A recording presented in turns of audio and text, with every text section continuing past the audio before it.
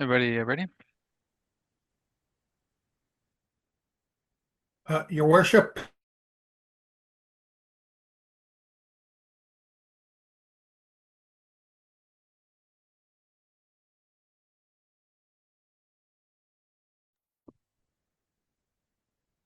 no, he cut me off.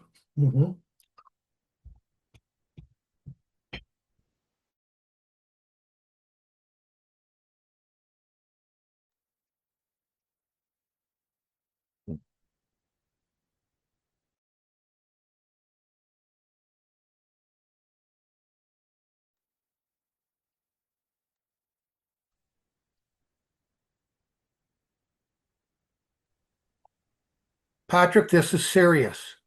This is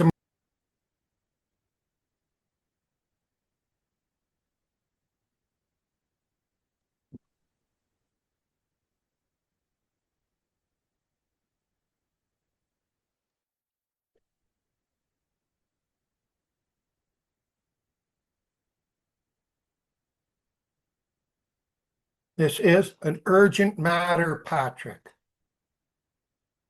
Honest to God. Patrick, please. Recording in progress.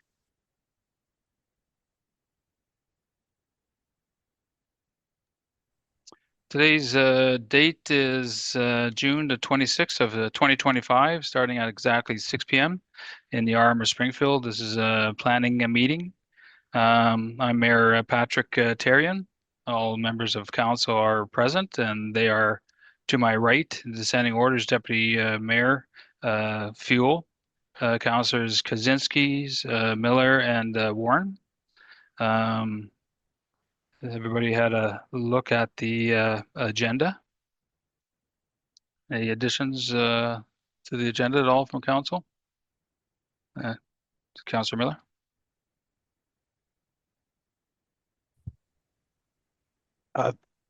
Thank you, Mr. Mayor. I was just alerted today about a piece from the Justice Center for Constitutional Freedoms that banning recordings at municipal council meeting heads to a Manitoba Court of King's Bench. So I just wanted to supply that as information. This is hot off the press. That is our municipality that's going to be focused on. And so this is just for information that it's going to court. Thank you. Okay, thank you. Can I get a mover and a seconder for approval of the agenda as well, please? Andy and Glenn. With the agenda there, can I get a show of hands? Those in support? Is unanimous and is carried. Go to the adoption of the minutes, please. Mover and a seconder again, please. Councillors Kaczynski and Warren. Those are the minutes of May 22nd. Everybody's had a chance to review them. Can I throw it out there of any alterations to it? I see none. And can I get a show of hands in support of the minutes? That is unanimous and carried. We'll get into the public hearing portion. And before we do that, I'll have to read you the following. The public hearing matters will now be heard under the Planning Act. Council wishes to thank you for attending this evening and taking in an interest in your community. The public hearing process is as follows.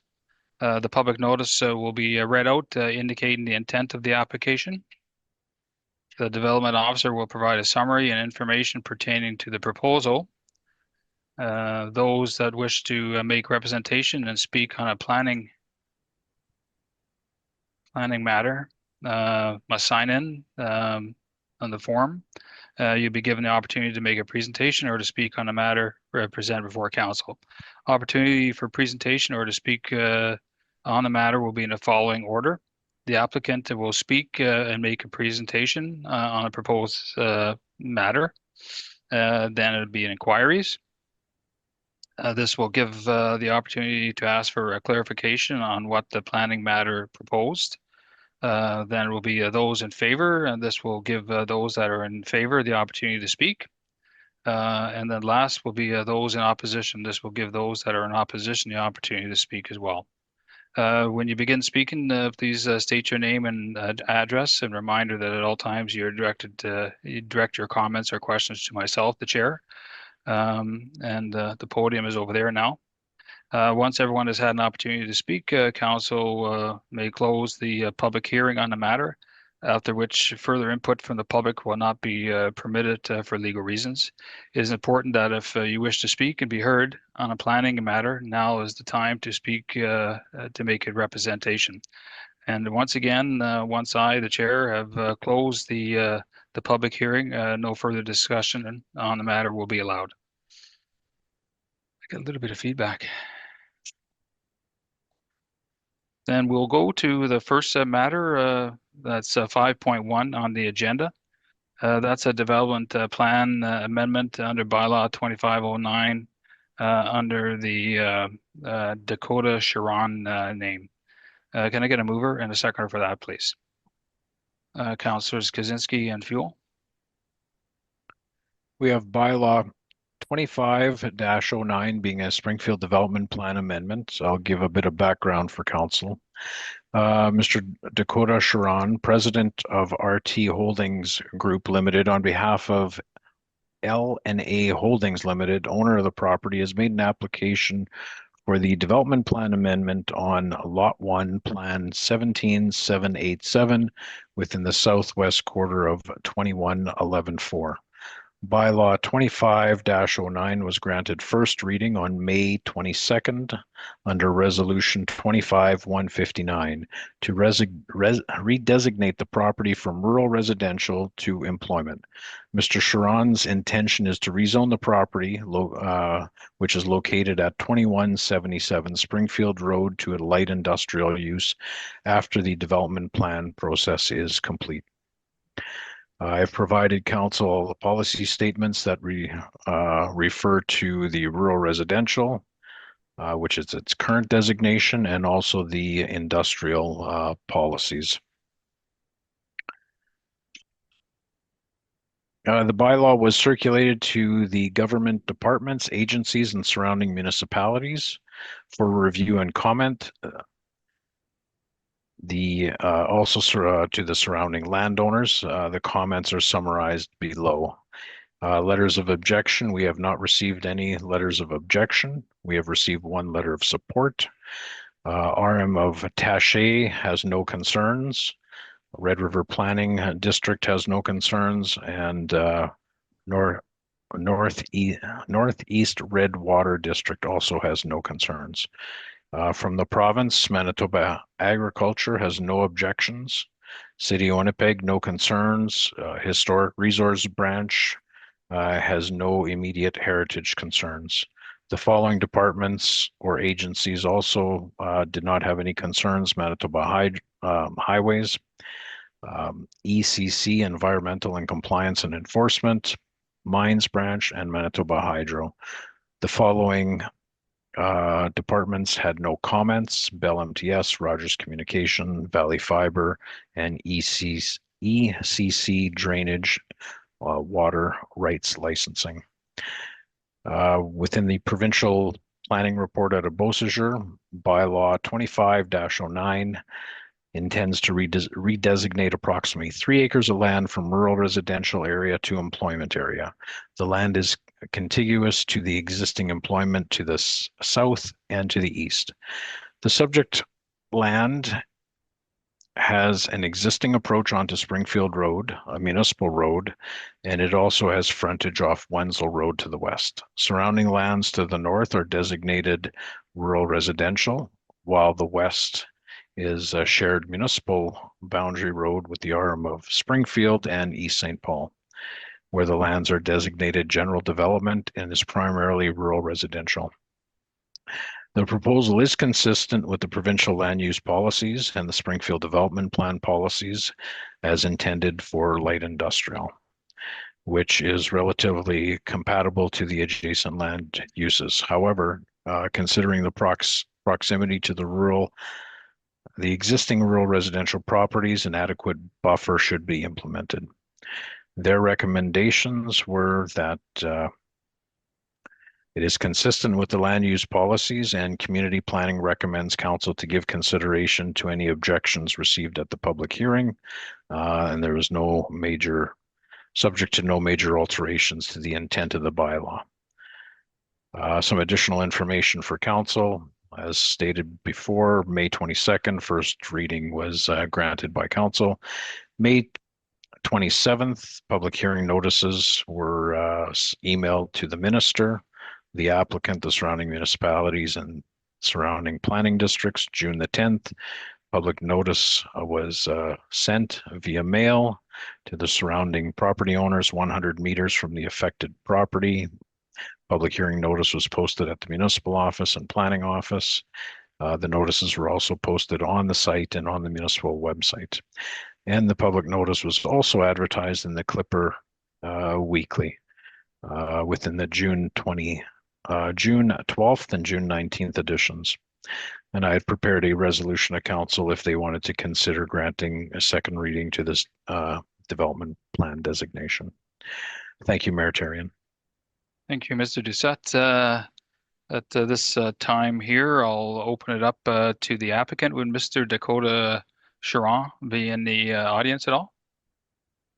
Is that you, sir? Anything else you wanted to add? Okay, so you did nothing to add. That's fine, sir. Then we'll open it up for the public inquiry portion. We'll open it up for inquiries, both online and in the audience. And I see neither. And then I'll open it up Hello? for Hello? yes. Hello? You're for an inquiry? Essentially, Your Worship Patrick Therrien, I hate to deviate slightly. I No, know we're you're a not taking matter no of deviation. manufacture. We're not taking deviation. Are you here to inquire about the this matter, Mr. Charron? I'm here to inform you of Bob Bodnaruk's passing. He died yesterday morning. We heard about that. And I would appreciate 1 minute of silence No. at the end of this. I'll run the chambers there. We'll bring it up later on. But thank you. You got nothing And for inquiries? Half-mast, please. Okay, thank you. We can turn that off. Anybody else for inquiries? Then I'll put it up for those in favor and or those in opposition. In the audience or online, and I see none. Is there any questions from council at all for Mr. Charron? And I see none. Then I'm satisfied the public hearing portion has been met there, and at this point here, I'm prepared to close the public hearing on this matter here, and no further questions will be allowed. Then we can read the resolution. Be it resolved that second reading be given to bylaw number 2509, being a bylaw of the RM of Springfield, to redesignate all those lands under certificate of title 333-4373/1 described as SP Lot 1 Plan 17787 in the Southwest Quarter 2111-4 from rural residential to employment. Thank you. With that being read, if I can get a show of hands first, those in support. And that would be unanimous there, and it is so carried. Thank you, Mr. Charron.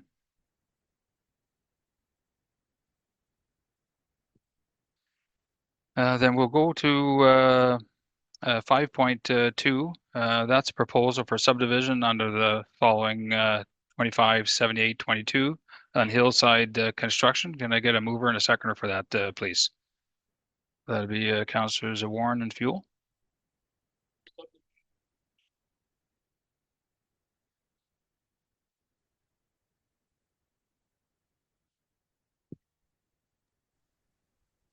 I will start over. We have subdivision application 4189-257822. The current zoning and required zoning both fall under the MG Industrial General Zoning District. Development plan designation is employment. The proposed subdivision involves 25.6 acres of land held under certificate of title number 322982-2-1, described as Lot 2, Plan 27731 and Parcel F, of Plan 66640 within the northeast quarter of 211-4. The land is adjacent to the floodway to the west, PR 207 to the east, fronts Corbett Road to the north, and to the south is the Cordite Drain. The applicant intends to create 5 commercial / industrial lots that are fronting on a new internal public road. There is no municipal sewer or water pipe services in the area. Therefore, each lot will be serviced by a holding tank and private, individual private well. The following comments were from the community planning report, which states the policy statements of the development plan of the highway commercial within the report, and also talks about the zoning bylaw on the MG general and industrial general zoning district. Some additional information from the provincial office. They had stated that the subject site abuts the intersection of 207 and the floodway. Water Control Works Plan 8197 and Plan 18542. And the subject site is primarily comprises of soil class 3W. Comments that were received from departments and agencies. Terranet, being land titles, requires a plan of subdivision. Manitoba Agriculture had no comments. Manitoba Transportation Infrastructure Highway Design Branch Roadside Development did state that they may require the applicant to submit a detailed drainage plan and a traffic impact study. Manitoba Business, Mining, Trade, and Job Creation had no concerns. There was no identified medium or high potential of aggregate in the area.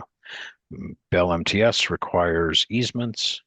Manitoba Environment, Climate Change, Environmental Compliance, and Enforcement states that commercial and industrial type facilities may be subject to classes of development regulations where applicable, and a proposed license may be required under the Environmental Act depending on the type of business, and they will be limited to holding tanks only. Manitoba Drainage and Water Rights Licensing Drainage section states that a license for the construction A license to construct water control works is required for the works associated with the subdivision development. And they have to also look at any wetland regulations in the area.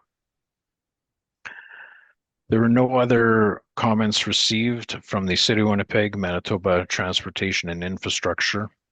All other agencies responded with no comments or no concerns. Our Water and Waste Department indicated that there was no utilities in the area, but they would be subject to a rural wastewater levy. And there is also no cart-based refuse collection or recycling collection in the area. At the time the report was written, we had not received anything from the Public Works Department.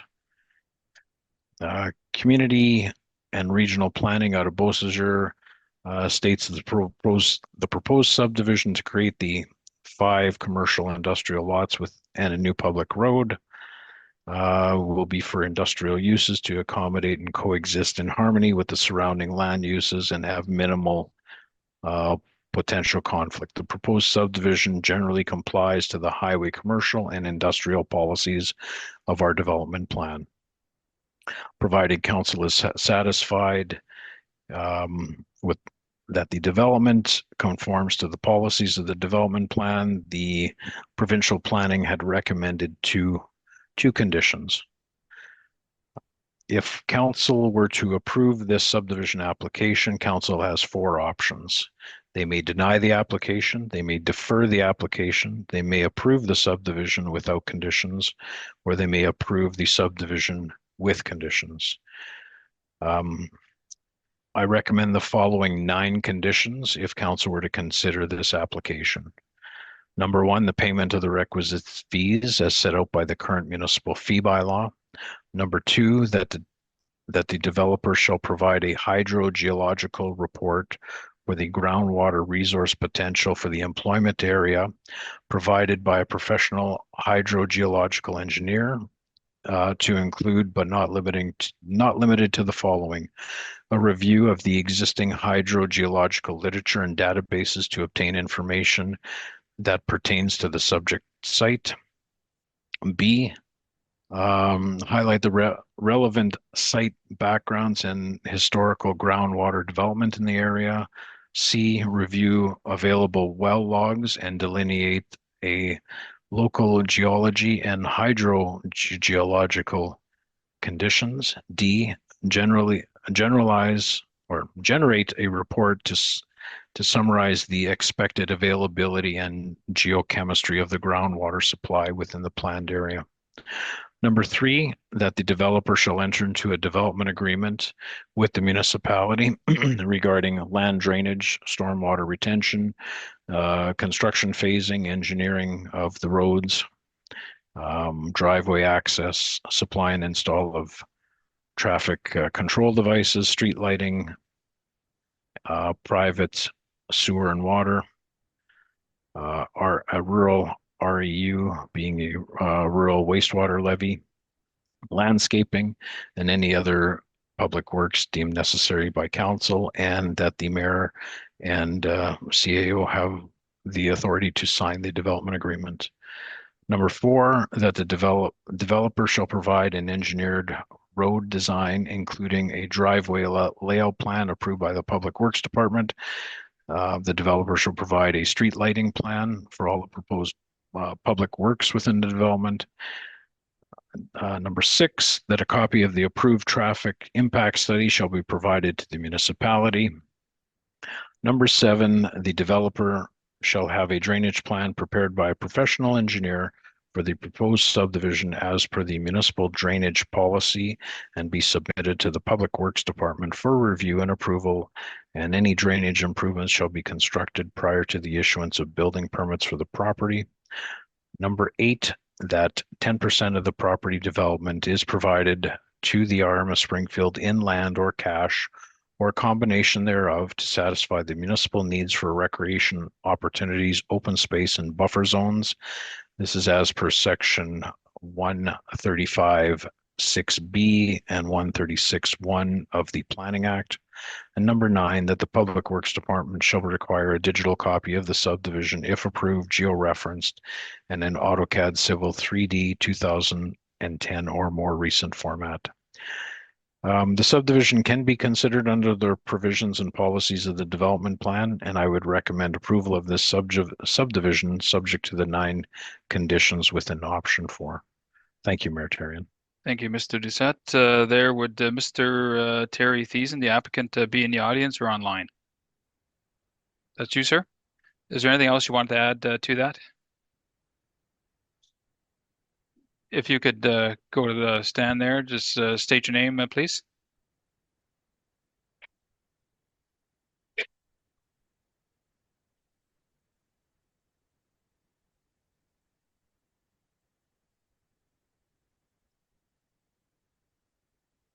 I'm not sure if that mic's on or not.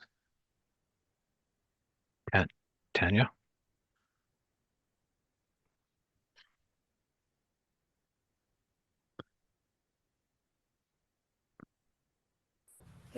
Sorry. All good. My name is Terry Thiessen. My address is 72 Norwood Bay, and that's in Mitchell. I'm with Hillside Construction. Yep. Okay. Is there anything else you want to add, Mr. No, Doucette? the report was consistent. Everything was what we expected from your office. I'm here to field questions or concerns should the group have any. Okay. If we get to that stage, then we'll call upon you. If you want to have a seat in the front or back to your other seat there, sure. Then we'll call upon you if we need to. Thank you. Thank you, sir. Then at this public hearing portion, I'm going to open it up to inquiries, those in the audience or online. Then I see Nobody with their hands up there. Then I'll open it up to those in favor and or those in opposition in the audience. See none or in the online. I got a smaller screen here. If anybody has their hands up, let me know because I can't really see it sometimes. So I don't see anybody with regards to any questions or comments with regards to in favor or in opposition. Then I'll open it up to council. Any questions or comments? Deputy Mayor? Yeah, I have a question for the development officer. My question is, I don't see any comments from the school division. If you could make a comment on that for us.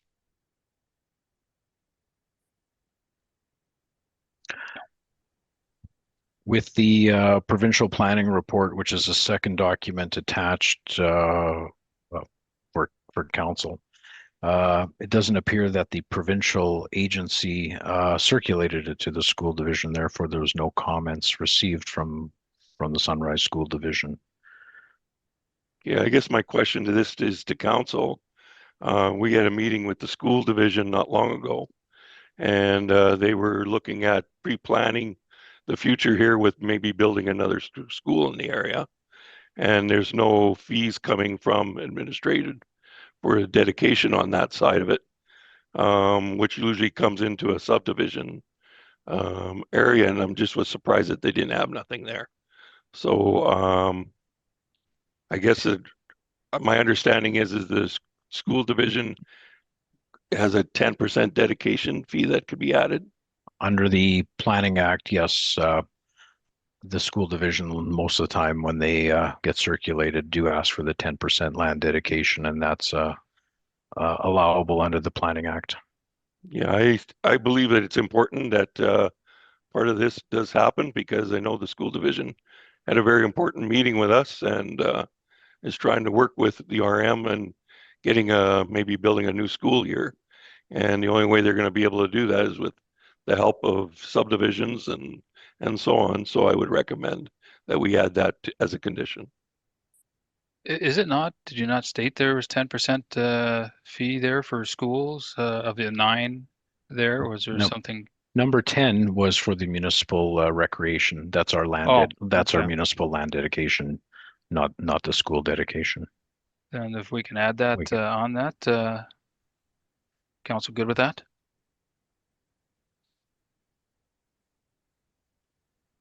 Okay. I see no other hands up. You could have a seat there, sir. Hands up in the audience or on line. And at this time here, I'm satisfied the public hearing portion has been met. And at this time, for legal reasons, no further questions will be allowed. And then we're ready to vote on the matter. Whereas Hillside Construction, care of Terry Thiessen, on behalf of East Corp Developments, Inc., owners of the properties legally described as Lot 2, Plan 27731, and Parcel F, Plan 66640, within the Northeast Half 2114, have submitted an application to subdivide the existing approximate 25.6 acres of land to create 5 commercial industrial lots, including a new public road. Be it resolved that application for subdivision number 4189-25-7822 be approved subject to the 10 conditions, with the 10th condition being that 10% of the property development is provided to the Sunrise School Division in cash as per applicable legislation. Thank you. With that being read and the additional 10th condition added there, can I get a show of hands of those in support of the subdivision 257822 Hillside Construction? That is unanimous and so carried. Thank you, Mr. Thiessen. Then we'll go to conditional use 2520 under item 5.3, power builders. Can I get a mover and a seconder for that, please? Therrien and Warren. Just going to open up the report.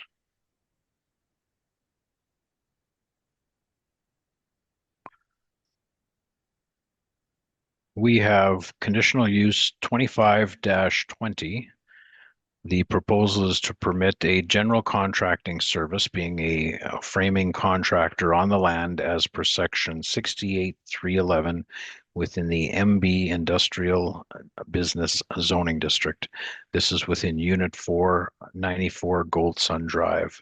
This is located at Lot 1, Block 2, Plan 69-350 within the northwest quarter of 29-10-4.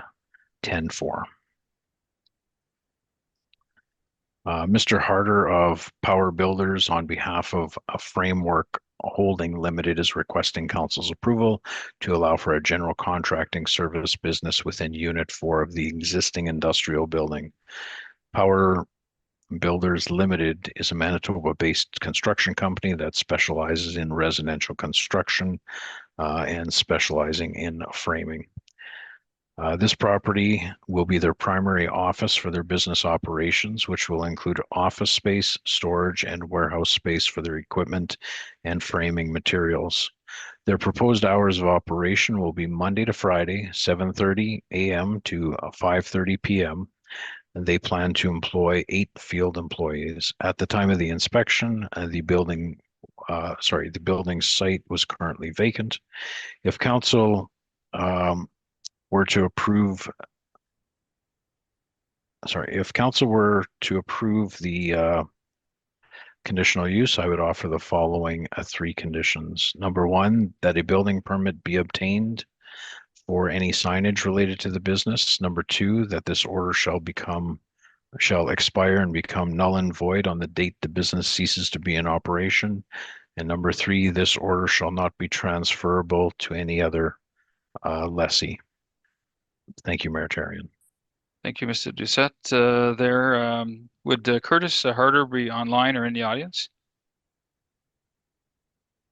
I don't see a hand up at all there. So we'll go to the inquiries portion for this matter. Is there any inquiries in the audience or online? I see none. Then I'll open it up for those in favor and or those in opposition in the audience or online, and I don't see any response there. This time here, I'm satisfied the public hearing portion has been met, and under law there, I cannot allow any further questions to be asked.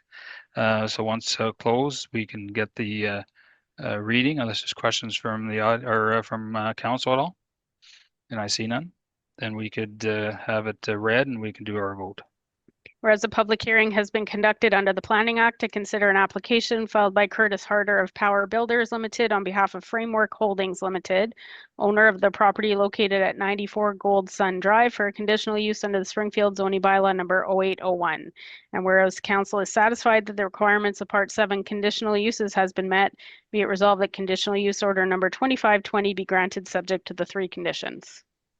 With that being read, can I get a show of hands first? Those in support? That is unanimous and is so carried. Then we'll go to 5.4, please. That's Unit 2, 80 Boys Road under Chaabouni there. So if I can get a mover and a seconder, please, for that. Miller and Kaczynski. We have conditional use 25-21. The proposal is to permit an automotive and recreational vehicle sales and also an automotive and equipment repair shop business on the land as per section 69.3.4 and 5 within the MG-1 Industrial General Zoning District. Again, this is located at Unit 2, 80 Boys Road within Lot 12, Block 2, Plan 35-572 within the southwest quarter of 15-11-4. Mr. Chaabouni is requesting council to permit the automotive sales and vehicle repair business within this unit. As indicated within his letter of intent, the vehicles being sold will be parked in the parking lot in the front of Unit 2 as shown on the site plan provided. There will be a maximum of 8 vehicles. The proposed business hours of operation will be Monday to Saturday, 9 a.m. to 6 p.m. Mr. Chaabouni will be the sole employee. At the time of the inspection, the business was not in operation. If council were to consider this conditional use, I offer the following 5 conditions. Number 1, that our municipal building inspector, fire chief conduct a building and fire inspection for the existing industrial building to ensure that all life safety, building and fire code requirements are met, and that any required code upgrades and or infractions be corrected prior to the operation of the business and any issuance of any correspondence for MPI. Number 2, that a development permit be obtained for any signage related to the business. Number 3, this order shall expire and become null and void on the date the business ceases to be in operation. Number 4, this order shall not be transferable to any other owner and or lessee. And number 5, that a maximum of 8 vehicles shall be allowed to be parked on site that are for sale or for repair. Thank you, Mayor Therrien. Thank you, Mr. Doucette. Would Mr. Chaabouni be in the audience or online? See no results there. Then I'll open it up to the public hearing portion for inquiries first. And online, I see nobody at either. Then I'll open it up for those in favor and or those in opposition. In the audience or online, then I see nobody there. Then unless there's any questions from council. No questions, then I'm prepared to close the public hearing portion and no further questions will be allowed. We'll hear the reading and have our vote. Whereas a public hearing has been conducted under the Planning Act to consider an application filed by Ali Chaabouni of 15115-167 Canada Inc. on behalf of Talbot Properties Limited, owner of the property located at 80 Boys Road for conditional use under the Springfield zoning bylaw number 0801. And whereas council is satisfied that the requirements of Part 7 conditional uses has been met, be it resolved that conditional use order number 25-21 be granted subject to the 5 conditions. Thank you very much. With that being read, first, can I get a show of hands for support from council? That is unanimous and is so carried. Then we'll go to 5.5, conditional use 2522 under Michener Auctioneering. Can I get a mover and a seconder for that, please? Warren and Therrien. We have conditional use 25-22. The proposal is to permit an auctioneering establishment and a storage compound on the land as per section 69.3, number 3 and 15 within the MG Industrial General Zoning District. This is located at 3 John Hiebert Drive, Lot 1, Plan 65100 within the southwest quarter of 12-11-4. Mr. Jesse Michener of Michener Allen Auctioneering Limited is requesting council's approval to permit the auctioneering establishment and the storage compound, which is an online auction business with a holding facility on the subject site. Mr. Michener has been running Michener Allen Auctioneering Limited for 50 years. Their head office is based out of Edmonton with satellite sites within Canada. They are looking to open a small site within Springfield. Michener Allen Auctioneering Limited is an online platform for selling equipment and vehicles over the internet. The Manitoba location will be a holding facility for customers to drop off and pick up surplus merchandise. At the time of the site inspection, it was observed that there was storage of equipment and vehicles on site in an organized manner. There was also an ADCO trailer that on site they were using for a temporary office located within the west side, being the front yard of the property. I have no concerns with the proposed business at this location, subject to the conditions listed below. If council were to consider this conditional use, I would offer the following 6 conditions. Number 1, that the applicant obtain a municipal permit for the existing structure, the ADCO temporary office trailer. Number 2, that the existing structure, the ADCO temporary office trailer shall comply with the zoning regulations. Number 3, that our municipal building inspector and fire chief shall conduct a building and fire inspection for the ADCO temporary office to ensure that all life safety, building and fire code requirements are met and that any required code upgrades or infractions be corrected prior to the operation of the business. Number 4, a development permit be obtained for any signage related to the business. Number 5, this order shall expire and become null and void on the date the business ceases to be in operation. Number 6, this order shall not be transferable to any other owner and or lessee. Thank you, Mayor Therrien. Thank you, Mr. Doucette. Would Mr. Jesse Michener be in the audience?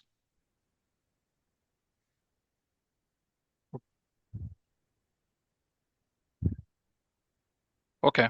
With that being read, you got any questions at all? What was said there? Okay. Thank you very much, sir.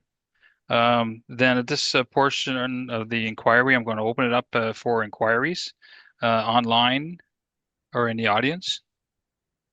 I see none. And then I'll open it up for those in favor and or those in opposition in the audience or online. No results at all. Any questions at all from council? I see no questions. Then I think this time here, I'm satisfied the public hearing portion has been met and no further questions will be allowed. And then we'll read the conditional use and do our voting. It is closed, yes. Whereas a public hearing has been conducted under the Planning Act to consider an application filed by Jesse Michener of Michener Allen Auctioneering Limited on behalf of 100-62526 Manitoba Limited, owner of the property located at 3 John Hiebert Drive for a conditional use under the Springfield zoning bylaw number 0801. Whereas council is satisfied that the requirements of Part 7 conditional uses has been met, be it resolved that conditional use order number 25-22 be granted subject to the 6 conditions. Thank you very much. With that being read, can I get a show of hands for conditional use 2522, those in support? That is unanimous and so carried. Thank you, sir. Then we'll go to 5.6, conditional use 2523 under Siemens auto and equipment repair. Can I get a mover and a seconder for that, please? Deputy Mayor Fuel and Therrien. We have conditional use 25-23. The proposal is to permit an automotive and equipment repair shop on the land as per section 69.3.4 within the MG Industrial General Zoning District. This is Unit B, 2011 Plessis Road, Lot F, Plan 12569 within the southwest quarter of 1711-4. Delco Windshield Repair, care of Kevin Siemens, is requesting council's approval for the automotive and equipment repair business within Unit B. As indicated in their letter of intent, their business hours of operation will be 8 a.m. to 4:30 p.m. Monday to Friday. All on-site repairs will be performed inside, ensuring a clean and controlled work environment. The business is an automotive glass repair and replacement facility, providing services for windshield, side glass, back glass, and quarter glass. The business will have 2 employees. The number of vehicles on hand for repair at any given time will be between 3 to 5. At the time of the site inspection, it was observed that Unit B, being the southern unit, was currently vacant, and I have no concerns with this proposed business at this location. If council were to consider this application, this conditional use application, I would offer the following 4 conditions.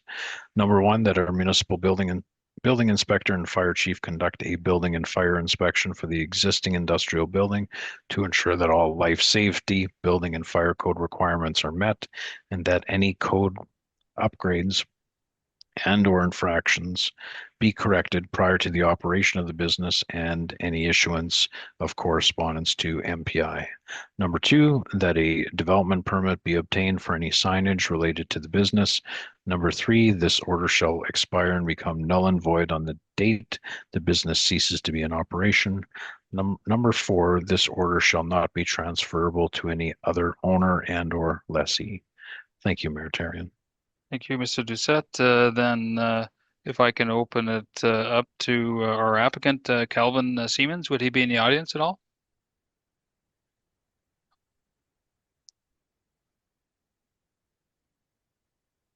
Okay, thank you very much, sir. Then we'll open it up for the public hearing portion for inquiries in the audience or online, and I see none.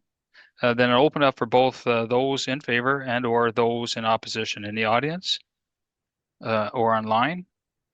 And I see no hands up. There any questions from council at all?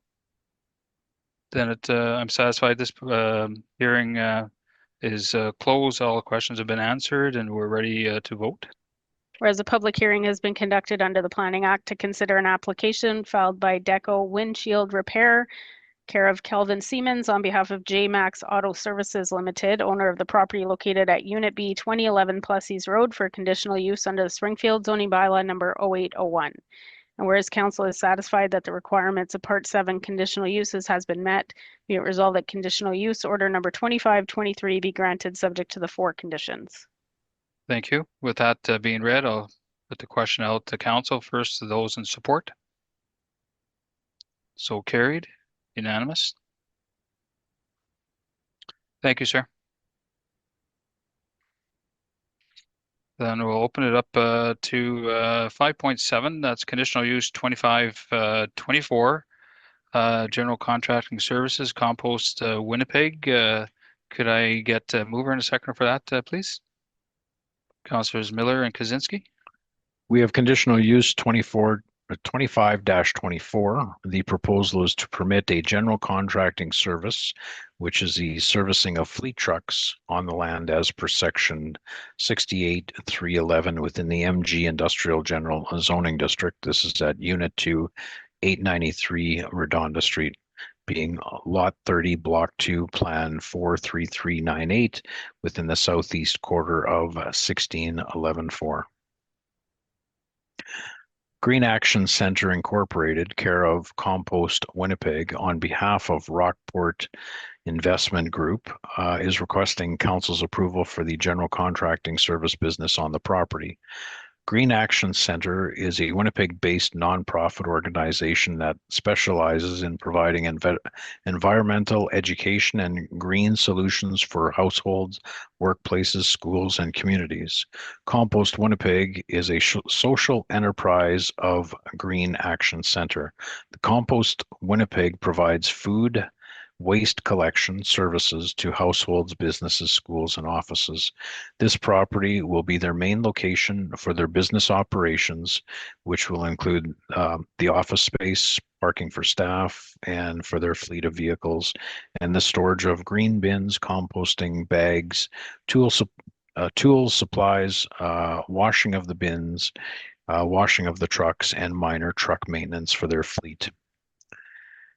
Compost Winnipeg operates 4 to 5 collection routes each day, Monday to Friday, plus 1 collection route on Saturday and 1 on Sunday. Staff hours will be from 5:30 a.m. to 1:30 p.m. for some drivers, and others will be 8 a.m. to 4:30 for the office staff and some other drivers. Their proposed hours of operation for the actual site for the staff will be from 7:30 to 5 p.m.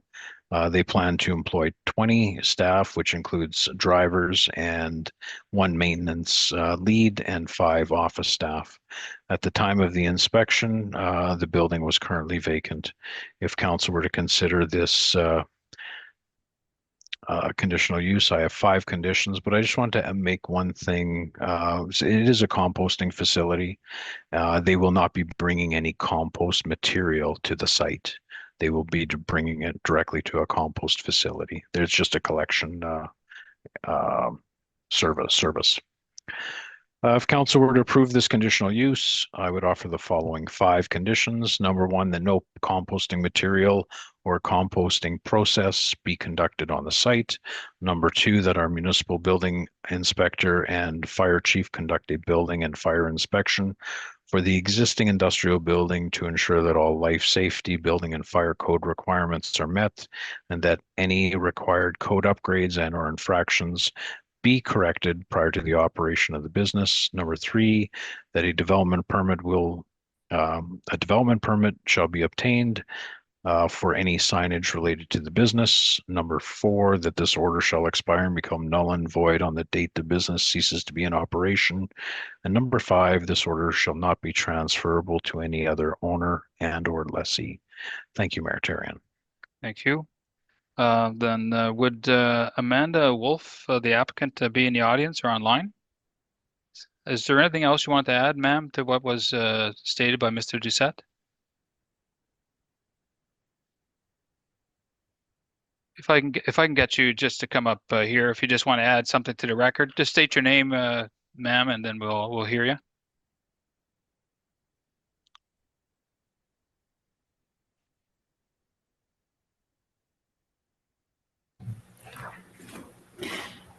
Hi, I'm Amanda Wolf. I'm the general manager of Compost Winnipeg. And I just heard all the information read out, and I just wanted to say we have 12 employees, not 20 employees. That's the only thing I wanted to mention. Okay, thank you, ma'am. Then we'll open it up to the public hearing portion for inquiries first. And I see none. And then I'll open it up for and or those in favor or in opposition. And I see nothing with regards to either of those there. I'll open it up to council. Any questions at all? Councillor Kaczynski? Thank you, Mr. Mayor. I have one question for you.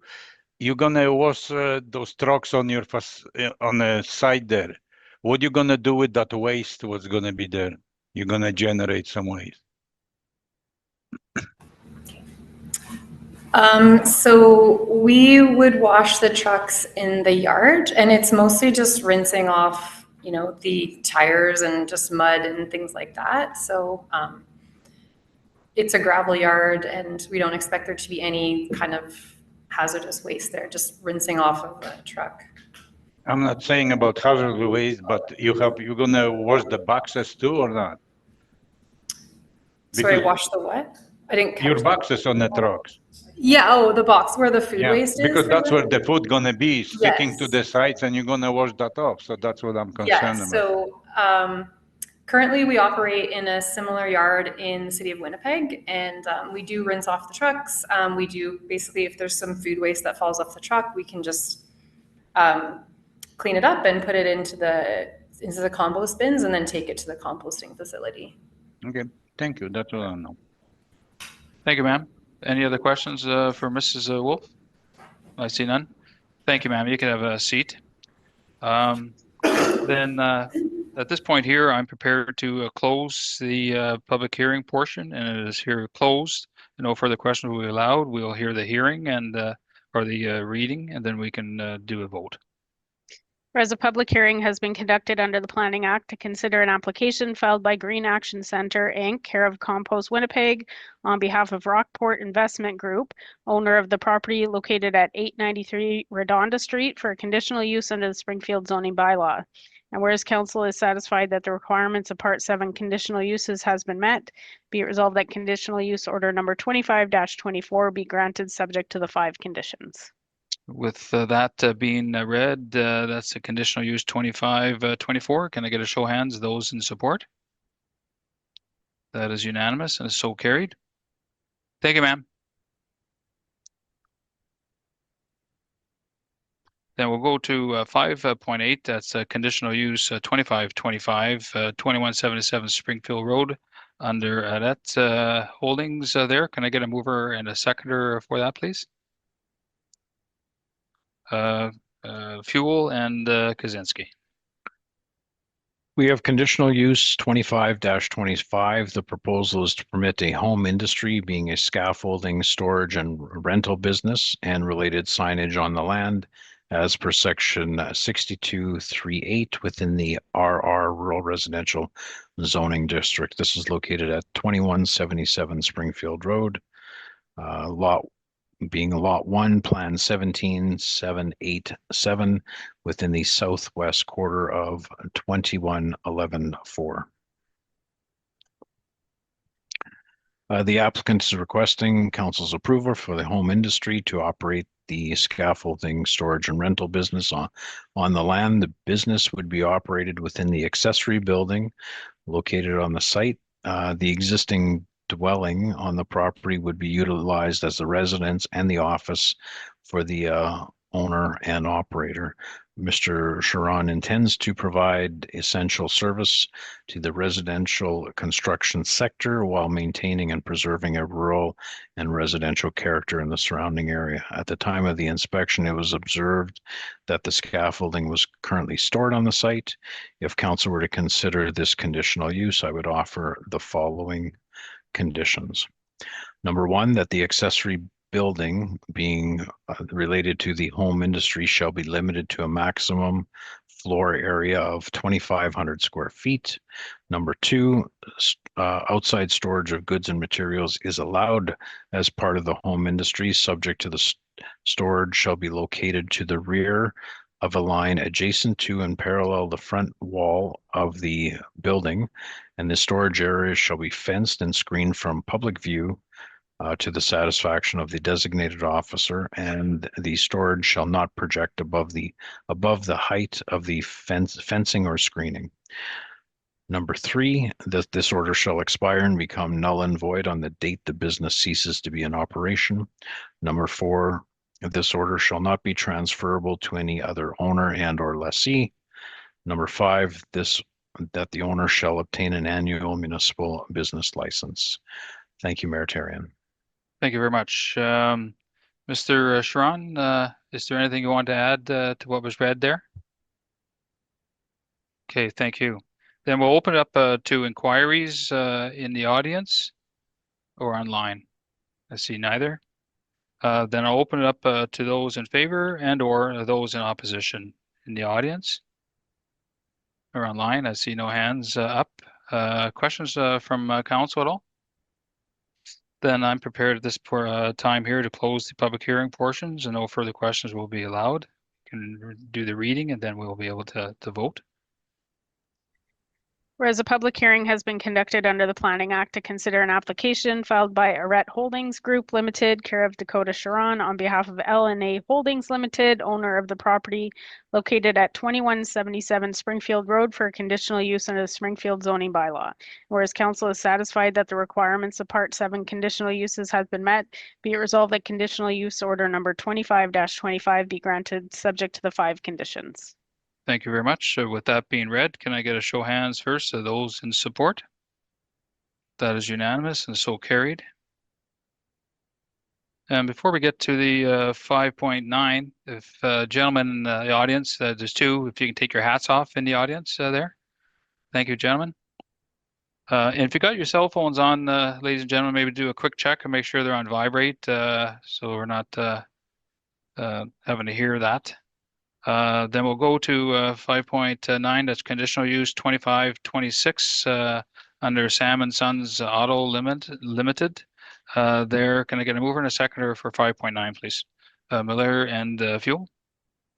We have conditional use 25-26. The proposal is to permit an automotive and recreational vehicle sales on the land as per section 6935 within the MG Industrial General Zoning District. This is located at Unit 4, 2071 Plessis Road.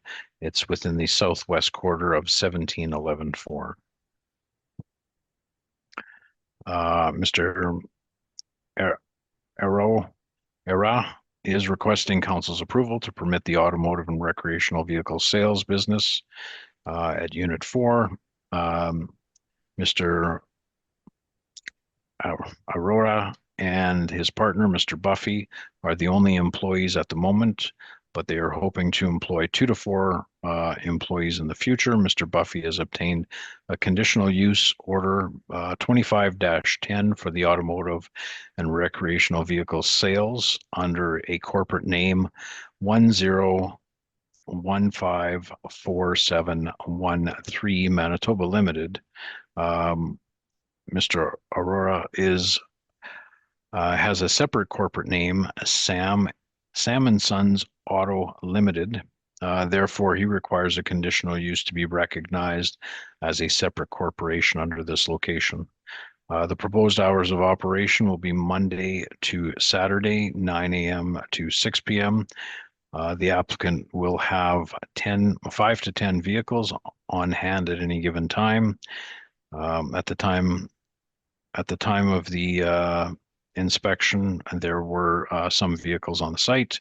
If council were to consider this conditional use, I offer the following 3 conditions. Number 1, that a development permit be obtained for any signage related to the business. Number 2, this order shall expire and become null and void on the date the business ceases to be in operation. And number 3, this order shall not be transferable to any other owner and or lessee. Thank you, Mayor Therrien. Thank you, Mr. Doucette. Would Mr. Arora be in the audience or online? I don't see, or Mr. Buffy? Oh, yes, I'm here. Mr. Arora is here, sir. Okay, sir. Did you hear what Mr. Doucette had to say? Yes, absolutely. Is everything good with you with what he had to say? You want to add more? No, that I'm good with that. That's good. Thank you. Okay, sir. We're going to open up the public hearing portion now. We're going to open it up to inquiries online or in the audience. And I see none. Then I'll open it up for those in favor and or those in opposition in the audience or online. And I see nothing there. Is there any questions from council with regards to Mr. Arora? I see no questions. Then at this time here, I'm prepared to close the public hearing portion, and since it is here closed, no further questions will be allowed. Then we'll hear the question, then we'll vote.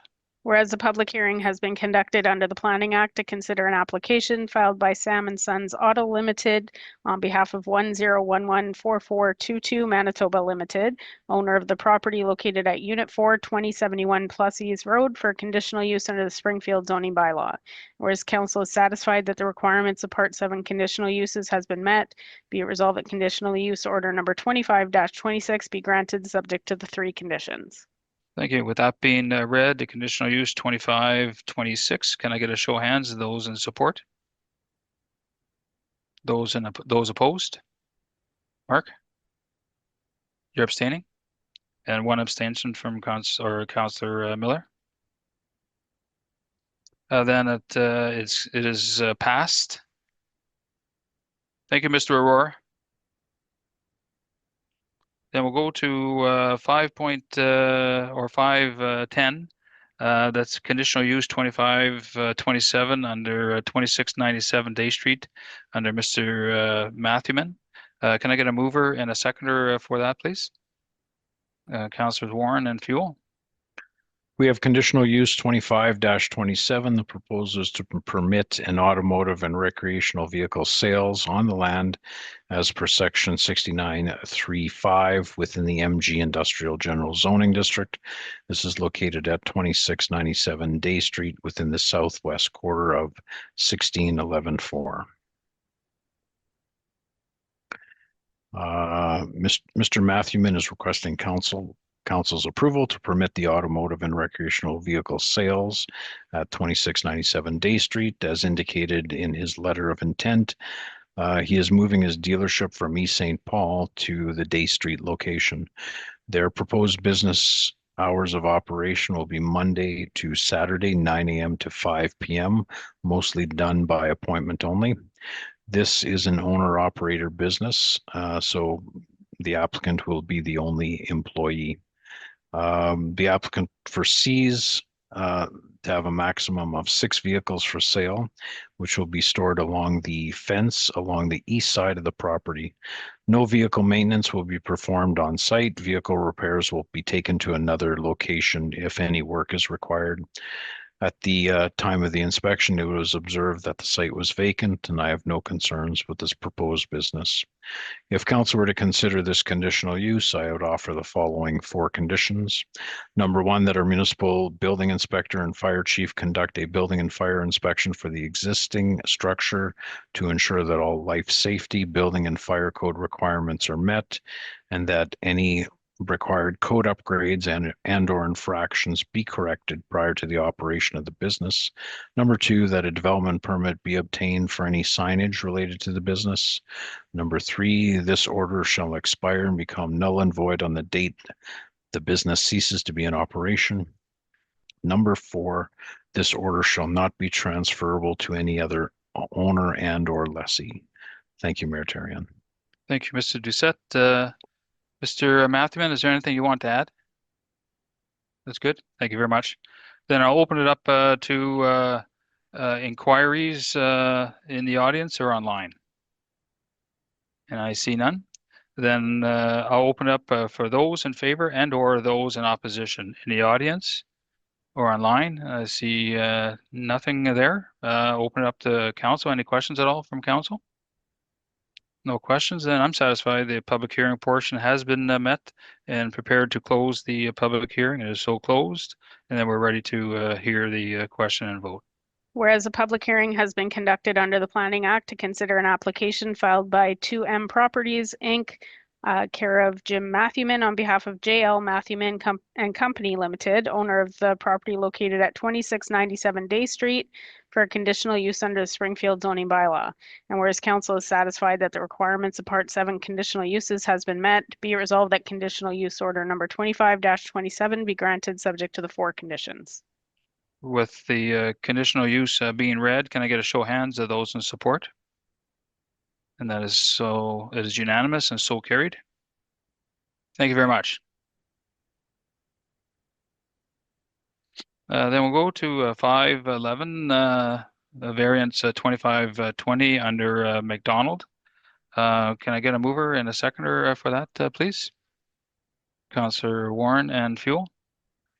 We have an application for zoning variance number 25-20. The proposal is to permit the following: a maximum building area of 960 square feet instead of the required 800 square feet as per section 57.5.9 within the RS residential single family zoning district for the construction of an accessory building being a garage. This is located at 4 Ruttig Street within the southwest quarter of 2111-5.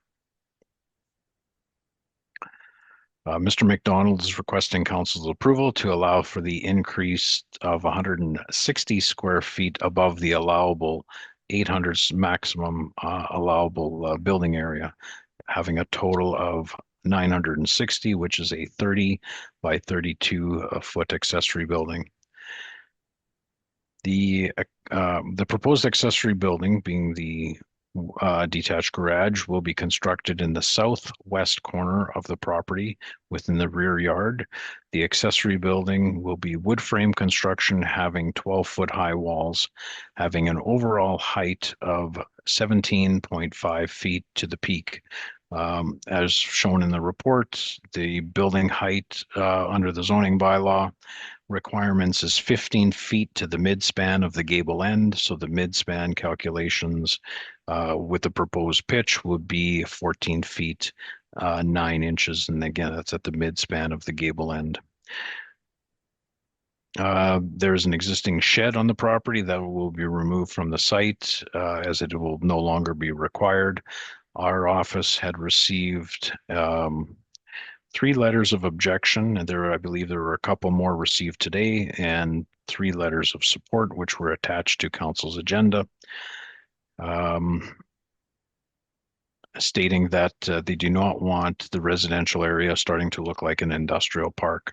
They reference the approved zoning variance of 22-43 granted for number 2 Ruttig Street, which was for an 840 square foot accessory building. So that only exceeded the size requirement by 40 additional square feet. Additionally, letters of objection stated that Mr. MacDonald was running a welding business from his residence. This is the first time our office had become aware of this business via these letters. Our office had not received any formal complaints on this matter, we recently discovered that J.R. Mack Welding on the website is based at 4 Ruttig Street. In one of the photos taken, there's an image of fabrication. It appears to be done within the attached garage of the dwelling. Based on the site inspection and the attached garage, based on the site inspection that was conducted, the attached garage was closed. Therefore, I was unable to confirm the business activities were still being conducted on site. I do have concerns with the proposal of the accessory building. Therefore, place a condition for the variance motion for council to consider. If council were to consider this variance, I would offer the following 3 conditions if council were to approve it. Number 1, that the owner shall obtain the required municipal permits. Number 2, that the accessory building, the detached garage, shall only be used for storage of personal vehicles, personal recreational vehicles, and personal goods. And number 3, that no business activity shall be permitted within the accessory building, the detached garage. Thank you, Mayor Therrien. Thank you very much. Would Mr. MacDonald be in the audience? That's you, sir. Anything else you want to add to that, Mr. MacDonald? Can I get you just to come up here then, sir?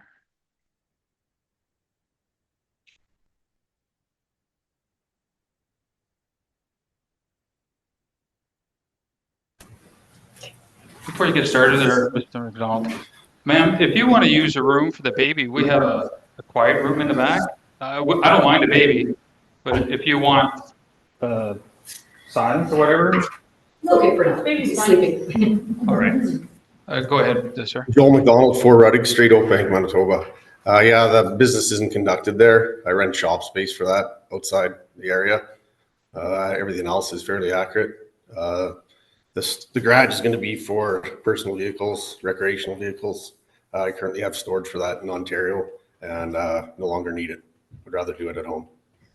Okay. Thank you, sir. Any other questions of Mr. MacDonald at this time or later? Okay.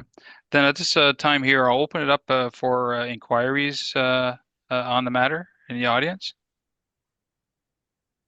I see none. Oh, sir. Sir, I'll get you to come to the... Just state your name for the record, sir.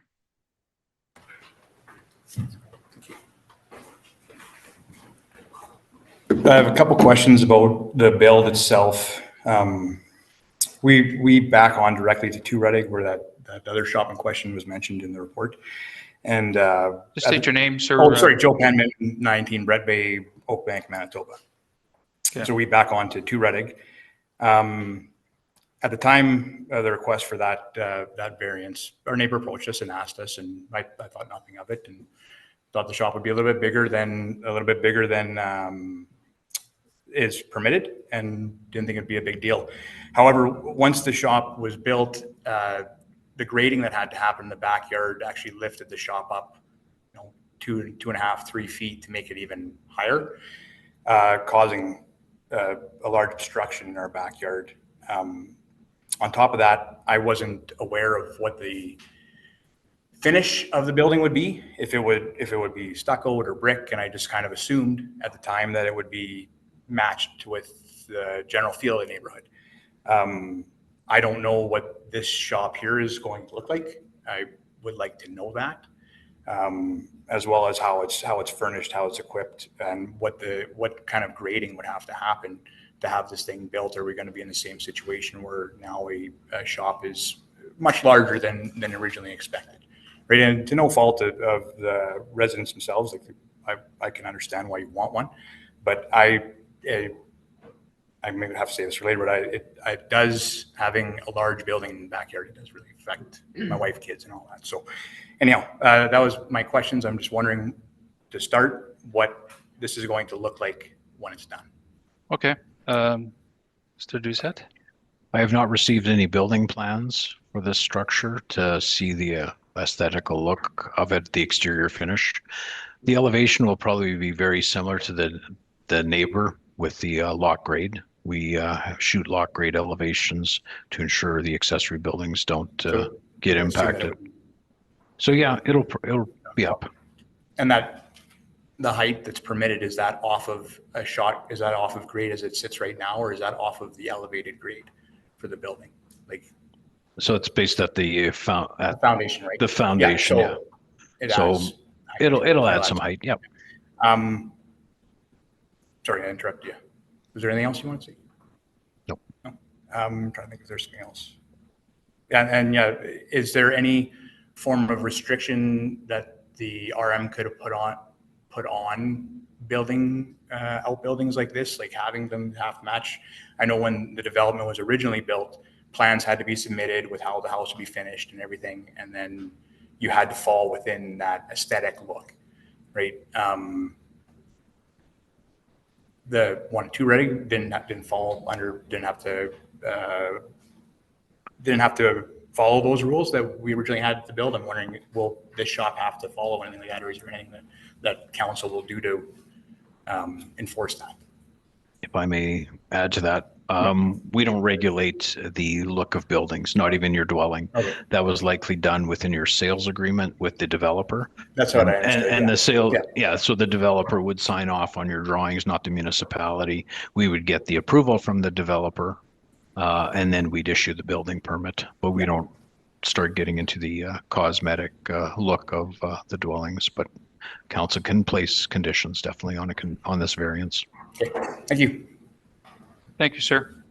Any other inquiries, sir? Alex William, 21 Brett Bay, Winnipeg. I'm very concerned about the style of these buildings being added to these properties. I mean, these are very pristine residential houses with a lot of children around, and we already have a building right at 2 Ruttig Street that I'm not sure if the council knows what that building is for, but it houses a tandem, a skid steer, a trailer, a mini excavator, and we see trucks coming in at 6:30 in the morning, diesel vehicles backing up with the sirens going. That's ludicrous for a residential area. I don't know if you guys agree with that or not. I'm in the same business, but I don't bring the business to my backyard. I'm backing right to 4 Ruttig Street. I already have one building on one side. Now I'm going to have another one on the other side. What is my property values going to be like? Has anyone considered this? This is getting absolutely ridiculous. What am I? I work in the construction business as well. So what am I going to be? The only thing I can do is build my own shop as well and start doing the business out of there as well, because this is going down the gutter. 12-foot wall for a garage. One would assume that anyone wants to build another building to store lawnmowers, snowmobiles, bicycles, snow blowers. You don't need a 12-foot wall. I'm sorry to say that, but you do not need a 12-foot wall. There's a reason for that. There's a reason for a higher building for a purpose, and the purpose is not to store personal items, I'm sorry to say. So I am completely against it, and I hope there's more people here that are going to be against it as well. We cannot allow this to go on. In a pristine neighborhood like this, I moved to Oak Bank for a reason. I spend the money to live here in a nice neighborhood, and now my backyard is going to be, I'm sitting in my living room having dinner and looking at metal buildings, metal shops. The building at 2 Ruttig Street is a metal shop. I build many metal shops in my business. It's a wood structure with metal cladding, roof cladding. It's literally a metal shop. And you guys see what's stored there? And this one is not going to be, it's going to be the same thing. 4 Ruttig Street has 3 garages. Now it needs another one, 960 square feet. Come on. Let's not put a wool over our eyes. That's all I have to say. Thank you, sir. Any other inquiries, sir?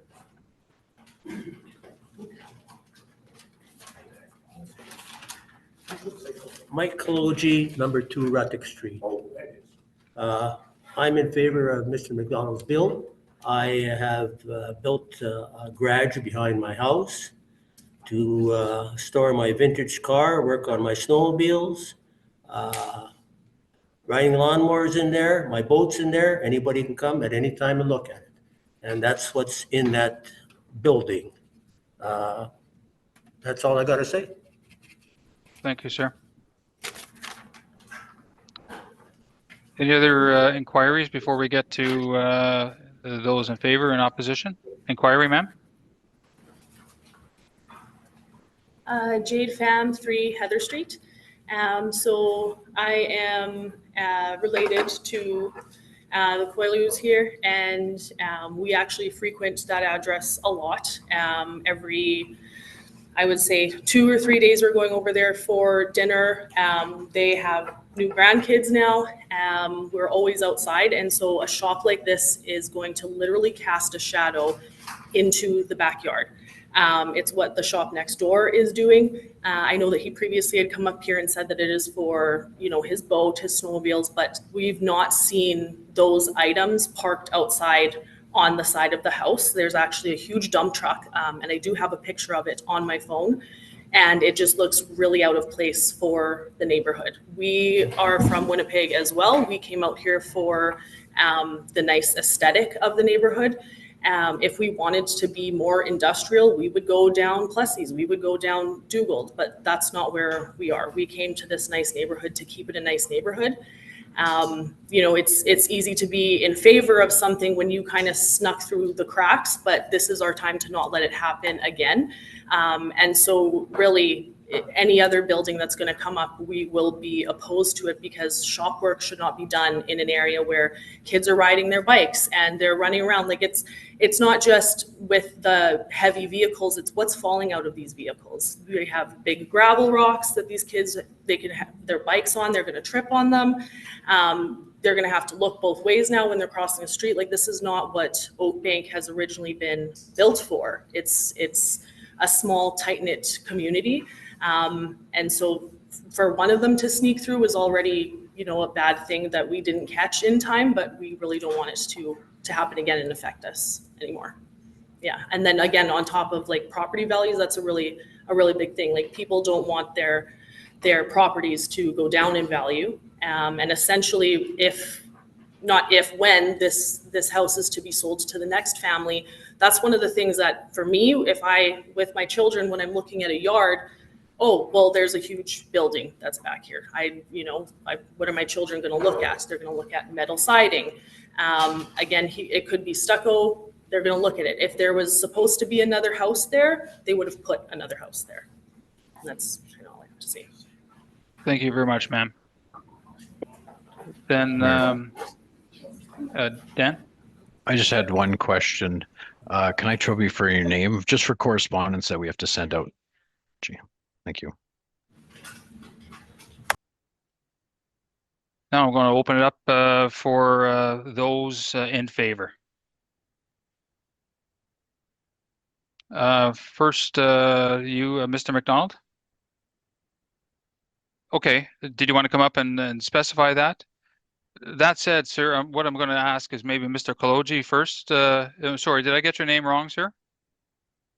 Is it Kaloji? Yeah, maybe I can start with you first. So you had your hand up as well. Then Mr. MacDonald next. You want to know why I'm in favor of this? Yeah, this is your time now to. Okay, why I'm in favor? I don't like boats and camper trailers and snowmobiles sitting outside. It depreciates the lot, my house, and I feel it's better if it's self-contained in a building, like my building, and I don't see nothing wrong with it. No. Okay, sir. Thank you. I'd like to say something else. Yeah, you'll have a chance in a second, sir. Mr. MacDonald?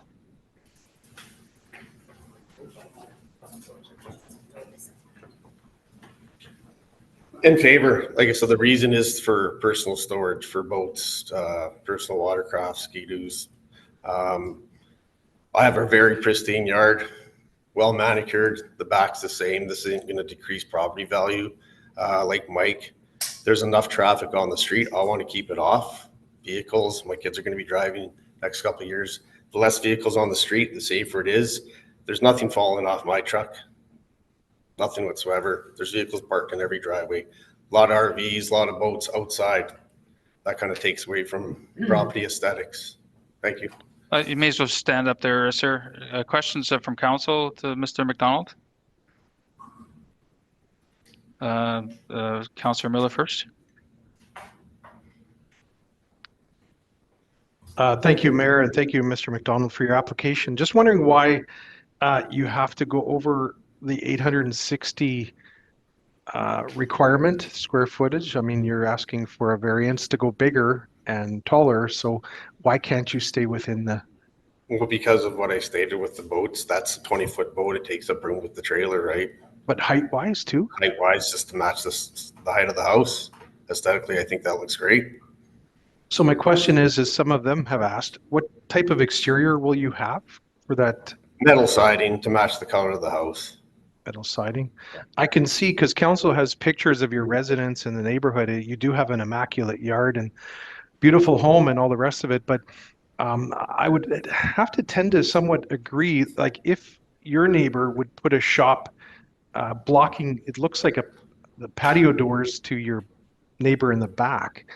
I don't know if you had patio doors to the back, but if somebody put up a shop like that and blocked them, wouldn't you feel a little bit... It's their property, they can do what they want with it. Like, well, that's not quite true, right? And I don't think it would bother me, so... Well, it isn't. I'm going to give you a bit of a scenario. I live on 20 acres. I have 3 horses. So if I came to council and said, I live in Oakbank now and I want a horse in my backyard, I can assure you that some people might not appreciate that. Well, so that's a horse, yeah. There's other buildings like this in the area. Well, that's actually why I live on 20 acres out in the sticks, is because I can have our barn and I can have other outbuildings, and I know my neighbors won't complain, but I'm not trying to be down on you. I'm just trying to say, you just have to be reflective of if somebody that did this to you. I kind of echo the property value. Like if it was a beautiful, immaculate building, but frankly, these are smaller yards, obviously not as big as mine.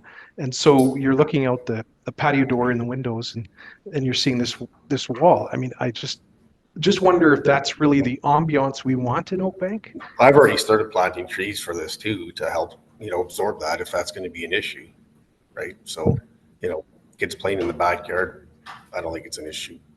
Yeah. Hasn't bothered my kids anywhere, so. The other issue is, of course, as somebody suggested, is safety for kids and stuff. If we have vehicles, if we set a precedent, I don't know that we want to open a door to allowing other people say, hey, Mr. MacDonald got it, why can't I? And so you have a whole series of people erecting these buildings because you got it. Frankly, the council would have to be somewhat flexible and actually consider what you're saying. And so we have to be reflective of what the concerns of the neighbors particularly are.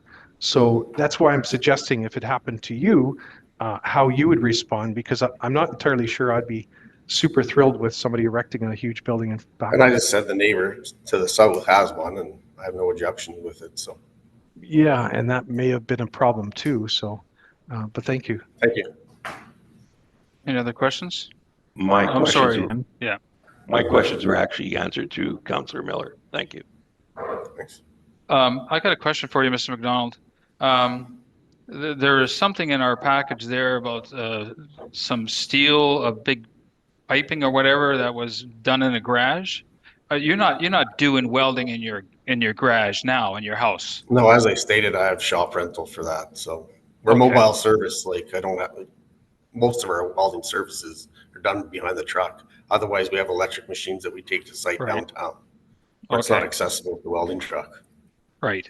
Now, what about gases and so on? Obviously, that's not going to be stored on your truck inside that garage? It's allowed by the Highway Traffic Act, right? Yeah. Argon's the only one for stainless welding. Okay, so secured lockup. You'll be parked inside the garage most nights with your rig there? Yes. Okay. It has been for 13 years.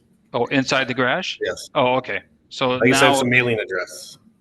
Yes. Oh, I realize that. Don't get me wrong. I wasn't saying that you were doing business there, but you quantified that when you first got up here, so that was good. Now for the increments, or I'm not sure what the term is there for. You say it's going to match your house there in the front, and I went by your place and it's very immaculate. So the garage there that you're proposing there, Will it be the stucco or anything like that, or is it just going to be metal? It has yet to be settled, but yes, that stucco and siding, steel siding. So to match the house. Okay. That's all the questions I have. Any other questions? I don't have Councillor a question, I just have comment.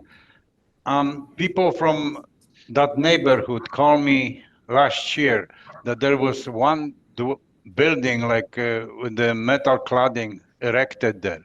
And I have a lot of phone calls, people complaining. He said, this was allowed and happened. Apparently, this happened not when we was councillor, when I was councillor, but happened in 2018 that the permit was issued. People wasn't not aware even that was going to happen. And then I think it was erected that building in 23. After they see people came from vacation and they see this huge building there, he said that look like a short term because doesn't look the same like, you know, in a housing area, you have industrial shop. It looks like industrial shop. So a lot of phone calls, I get it. And people was really upset about it. And for that reason, I guess if community want to keep just housing there, I can see their point of view because they was concerned that, you know, if we allowing all these, you know, industrial building in that area, then value of the houses may be gonna go down, or people, if you want to sell your house, people not gonna want to come to area like that. So that's my comment. Thank you. Thank you. Thank you, Mr. MacDonald. Oh, I don't have a question for Mr. MacDonald, just for Councillor Kaczynski, just for clarity. There was a condition, there was a zoning variance for Mr. Kaloji's place. It was done in 2022. And he got approvals through council and there was a public hearing. So it just wasn't the planning department issuing permits for these structures. Oh, yeah. Yeah. I'm aware of that. Okay, just wanted to to be done by council, yeah, not just planning for department. just for clarity. Yes, thank you. Thank you. thank you, Mr. MacDonald. Anybody else for in favor? You're going to be opposed though, sir. Oh, I am opposed, yeah. Okay, then I haven't gotten there yet. Anybody else for those in favor? I see none. Then we'll open it up for those in opposition. You had your hand up first, sir. I've heard you already. I'll hear you second. The lady in the front, ma'am, you had your hand up. You go ahead. Just state your name, please. Melissa Quillu. I live at 36 Rochelle Bay, and I'm in opposition, in agreement with the general opposition views. Nothing else to add. Okay, ma'am. Did we get our name? Did you state your name, ma'am? Yep, Melissa Quillu. Okay. Yep. All right. Thank you very much. I'm not going to ignore you, sir. It's just I want to get other people that haven't talked yet first. Anybody else in opposition? Sir? My name is Chris Hofer. I'm at 36 Rochelle Bay, and generally speaking, I'm in agreement with the points of opposition as well. Okay, thank you, sir. And you're up, sir. Alex Quillu, 21 Brett Bay. I just like to state that as the gentleman from 2 Ruttig Street came in in favor of his neighbor, one would wonder why would he's in favor when he applied for, someone was also in favor, and one can assume who it was, but it doesn't matter. So he's saying that the campers look bad on the front driveways on the side of the houses, so therefore a building is better to house them. But he parks a dump truck beside his house every day. Does that look better than the camper? Or the skid steer or a mini excavator? That does not look better than a camper. I'm sorry. There's one there already, flew under the radar, as I explained a little while ago. I was new in the area. I didn't want to ruffle any feathers. It flew under the radar and all of a sudden there's a metal shop put up. We do not want this again, the next door and the next door and the next door. We elect a council that we hope that it looks after the community as a whole and not after the few that want this, okay? We all have homes. We all have, if we need that much space, I agree with Mr. Mark, that there's a lot of places where we can get a lot with 10 acres. Build out homes, build out houses, build whatever you like, but let's not do that in a residential. I mean, our lots are not that big. We're 70 by 140. And now we're putting up, which is the size of a small house, just under 1,000 square feet. Think about it. Think about how would your neighbor think. I know Mr. MacDonald thinks that that's fine. I wouldn't have a problem. No, because it's his building, it's not me. But I live next door. So let's think about this. This is a slippery slope. What's going to happen with this beautiful neighborhood that we came to live in? Come on. 2 Ruttig Street. I mean, you guys go by there. I pray that you guys go by there and take a look and see what that looks like. It's literally a business. You don't tell me what a business is like. If you have a dump truck, a skid steer, a mini excavator, and this, what are you doing from that shop? Come on. Someone should go there and see if there's a boat parked there, because I haven't seen a boat there yet. And now next door wants it to, right? And he has one person in favor. Well, the one that was in favor for him before. Come on, let's put 2 and 2 together. Let's not put our heads in the sand here. I think there's enough people here against this. Because I can't really understand, how can one be in favor? What does that mean? I'm really having a hard time understanding. How can one come in and say, I'm in favor of you building a building in your shop? What's your business if he's building a building in your shop? Why should he be in favor? Perhaps against it, but not in favor. So I don't know where the council is going to go with this one, but, and 12 foot tall, 12 foot door, walls, 12 feet. That is commercial for anyone to know. I'm sure you guys all know what a typical garage is, 8 foot wall, not 12 foot. Thank you, sir. I don't have to hear from you, sir. Councillor Warren? As a person with a very tall garage, not at home, but also for my recreational items that I have, just in terms of when you say that 12-foot walls, why do you need a 12-foot wall? Because some of this new or fancy boating or your camper, for instance, has to have that height to get in. So that would be like a 10-foot, and then you need that extra 2 for the door to go up. So that's all I'm saying, just because I have built a garage like that is higher, not necessarily wider, but higher.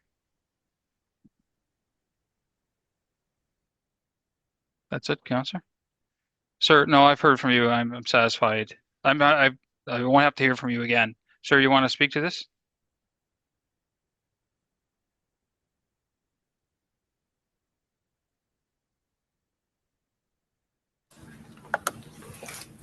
Joe Penman, 19 Brett Bay. I'm opposed. I didn't think much of it when I was approached for 2 Ruttig, and no fault of Mike's own. He flat out asked me and was upfront with me that he wanted to build a shop, and I didn't think anything of it. I didn't think it would bother me. I thought it would be fine, right? And I didn't oppose it. Didn't bother to pay attention to when the variance hearing was. Didn't really think I needed to know anything about it. I deeply regret that decision. It bothers my wife to no end. Looking out the back, we spend our free time planting trees in our backyard, and Mike is a good neighbor. Like, we like having him, and I hate doing this right now, but it is something that that does affect the people around it. With that shop being in the southwest corner at 2 Ruttig, and then 4 Ruttig having a shop in the southwest corner, and us backing on to 2 Ruttig, that's a large building on both sides of our property now.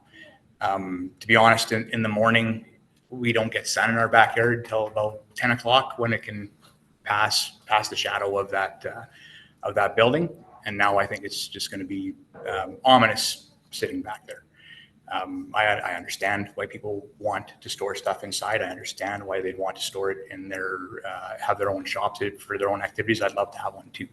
But as was said before, there is plenty of area in this giant municipality where that is possible. I just don't think that this is the right spot for it.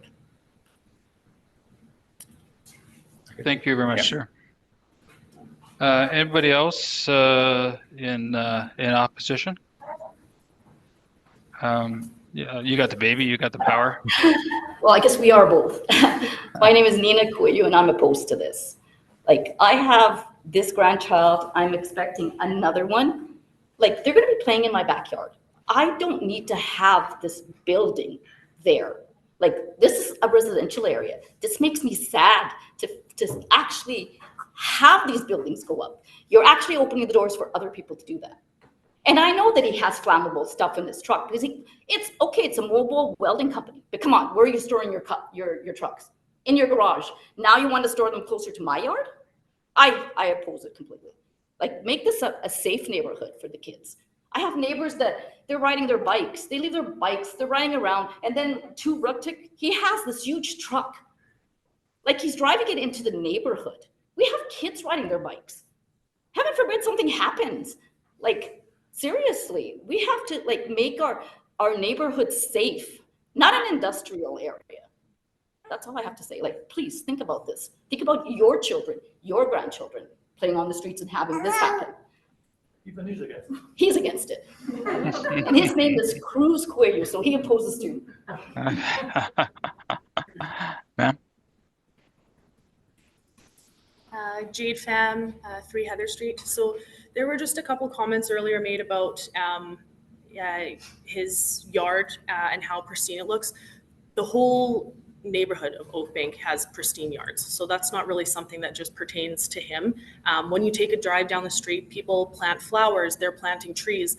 A tree that's planted today is not for you, it's for the next person. These trees are not going to go up in time to shield the buildings that are going up. Those are going to go up within months. Trees are going to be years, 10, 15, 20, and that's if they survive. How are they going to survive with little to no clearance? I would like to say, like, I do appreciate that you have your own business. We're not bad people whatsoever. We support you having your own business. It's just, you know, for 13 years, you've said that you've already had this. In my opinion, why try to fix what's not broken? It's already been working for you for that long. On the off chance that it's not for your business and it is for recreational things, we own a 32-foot trailer. And that is something that we pay for storage because we don't want it to affect the look that our neighbors have on our yard. The solution to that is not to build a house for the trailer. It's to have the trailer somewhere else where other trailers are. And so it does kind of set the precedent that, you know, oh, well, he put one up. I know, Mr. Mark, that you had said, you know, like, well, how would you feel if your neighbor did it? Well, he actually said, oh, that's allowed? Well, I might as well. Maybe I'll save on some rent, or maybe I'll, like, it's just allowing, and we don't blame you for that. I can understand wanting to try to save money, but it's at the expense now of other people's money. And I say that because of the property values. It's just not a nice look. One of the other comments that was made was, oh, it's going to match the house. His house is not a metal sided house. It just does not look like that. The new shop would match the neighbor's shop. That's what it would match, but it would not match his house. His house does not have metal siding on it at all. It's a house. It's a residential house.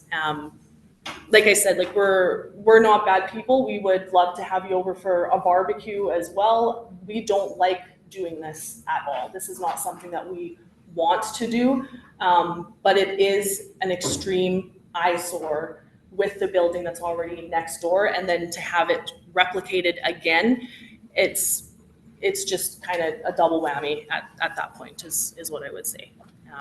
Yeah, thank you. Thank you very much, ma'am. Any other questions that I've missed for inquiries in favor or in opposition that I haven't heard? Sir?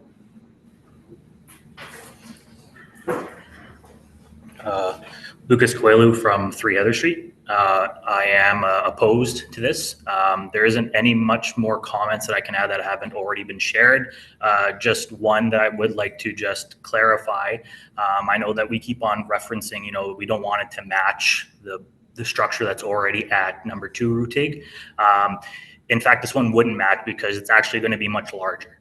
And the fact that people are already complaining about number 2, I can only imagine the amount of complaints that will come in for this one, being that it's going to be much larger. So I would just like all of you to take that into consideration as well when you make your decision on this. Thank you. Thank you, sir. Any other questions from council? And I see none.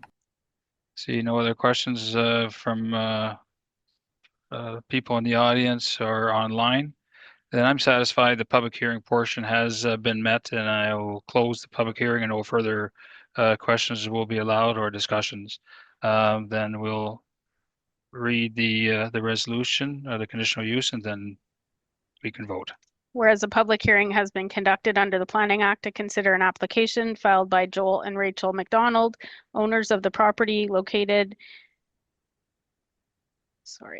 at 4 Ruttig Street for a variation of the Springfield zoning bylaw number 0801. And whereas council is satisfied that the requirements of Part 6 variances has been met, be it resolved that variation order number 25-20 be granted subject to the 3 conditions. With the question being read, first I'll ask council those in support with a show of hands. Those opposed with a show of hands. Abstain. And 1 abstention. That is so defeated.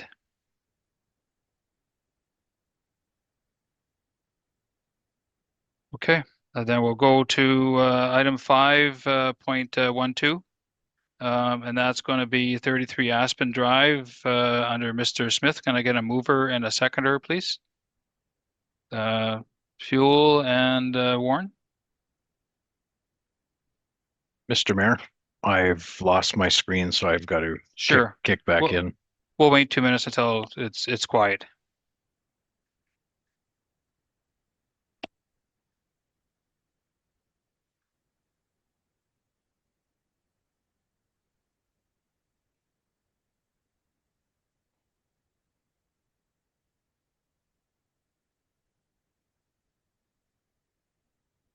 Okay.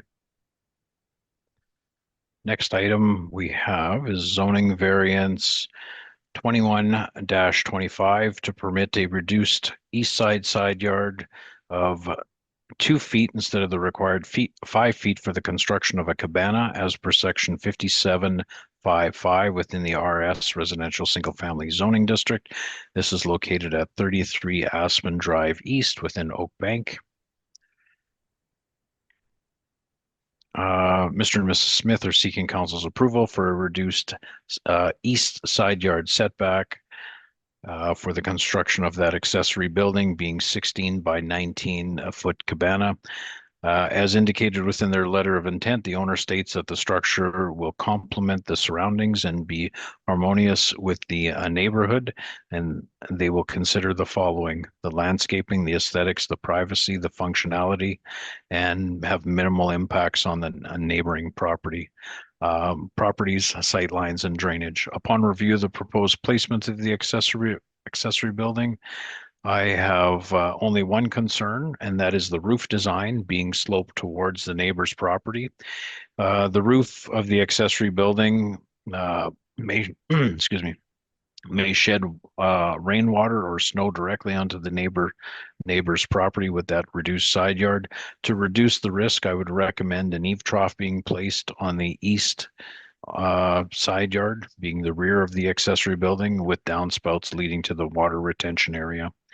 If council would consider this variation order, I had 2 conditions: that the applicant obtain the required permits, and number 2, that eave troughs shall be placed on the rear, being the east side yard of the accessory building, with downspouts leading towards the water retention area to ensure that the eave troughs do not encroach onto the neighboring property. Thank you, Mayor Therrien. And Ms. Smith is on the Zoom call. Okay. Ms. Smith, are you able to hear me? Yes, I am. Can you hear me? Yep. Is there anything you wanted to add from what Mr. Doucette had stated? Nope, it's pretty clear, I think. Okay, ma'am. We're going to start the public hearing portion there, and if you have any questions of yourself, we'll ask you to answer them at that time. Thanks. We'll open it up to inquiries in the audience and online. And I see none. Then I'll open it up to those in favor and or those in opposition in the audience and online.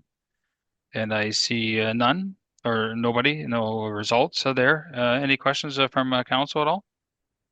None? Then I'm prepared to close the public hearing portion and no further questions will be allowed, and we'll hear the question, the resolution, and then we'll vote. Whereas a public hearing has been conducted under the Planning Act to consider an application filed by Anna Marie and Jeffrey Smith, owners of the property located at 33 Aspen Drive East in Oak Bank for a variation of the Springfield zoning bylaw. And whereas council is satisfied that the requirements of Part 6 variances has been met, be it resolved that variation order number 2521 be granted subject to the 2 conditions. Thank you. With that being read, can I get a show of hands from council in support? That is unanimous and is carried. Thank you, ma'am. Then we'll go to 513. It's variance 2522. Accessory building closer to the roadway under Bass. Can I get a mover and seconder, please? Kaczynski and Therrien. We have zoning variance 25-22. The proposal is to permit the construction of an accessory building to be located closer to the roadway than the front wall of the principal building as per section 2506B within the AR Agricultural Restricted Zoning District. This is located at 27095 Hillside Road within the southeast quarter of 10125. Ms. Bass is requesting council's approval to allow for the accessory building located in the front yard. The proposed accessory building, as shown on the site plan, will have a front yard setback of 270 feet from Zora. It will be located in the southwest of the dwelling, having a separation distance of approximately 15 feet being foundation to foundation, which is shown on the site plan provided. When facing north off Zora Road, the accessory building is very difficult to see with the existing vegetation and tree line. Based on the submission provided and site inspection conducted, I have no concerns with the placement of the accessory building. If council were to consider this variance, I would offer the following condition. Number one, that the applicant obtain the required municipal permits. Thank you, Mayor Therrien. Thank you, Mr. Doucette. Would Mr. Bass be in the audience or online? Oh, ma'am, sorry about that. Is there anything you wanted to add with regards? Can I just get you to come up here, ma'am?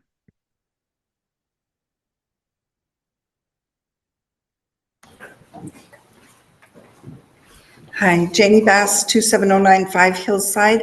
And Mr. Doucette had mentioned north of Zora, but it's north of Hillside, sorry. Oh, sorry, Sorry. wrong one. Okay, thank you, ma'am. Then I'll open it up to the public hearing portion. Firstly, inquiries in the audience or online. And I see none. Then I'll open it up to those in favor and or those in opposition. The audience and online. And I see no hands up. Any questions from council at all? Nothing as well. I'm satisfied the public hearing portion has been met on this matter here, and the hearing is closed, and we'll hear the question. Whereas the public hearing has been conducted under the Planning Act to consider an application filed by Janie Bass, owner of the property located at 27095 Hillside Road, for a variation of the Springfield zoning bylaw. And whereas council is satisfied that the requirements of Part 6 variances has been met, be it resolved that variation order number 2522 be granted subject to the 1 condition. Thank you. With that being read, can I get a show of hands first? Those in support? That is unanimous and is so carried. Thank you very much, ma'am. That's the end of the public hearing portion of matters. We're getting into the planning matters under 6.1. Then we'll give me a second there.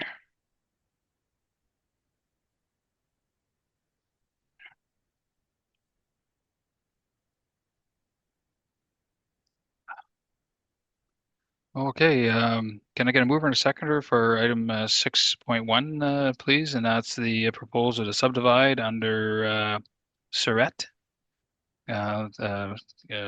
Deputy Mayor Fuel and Kaczynski.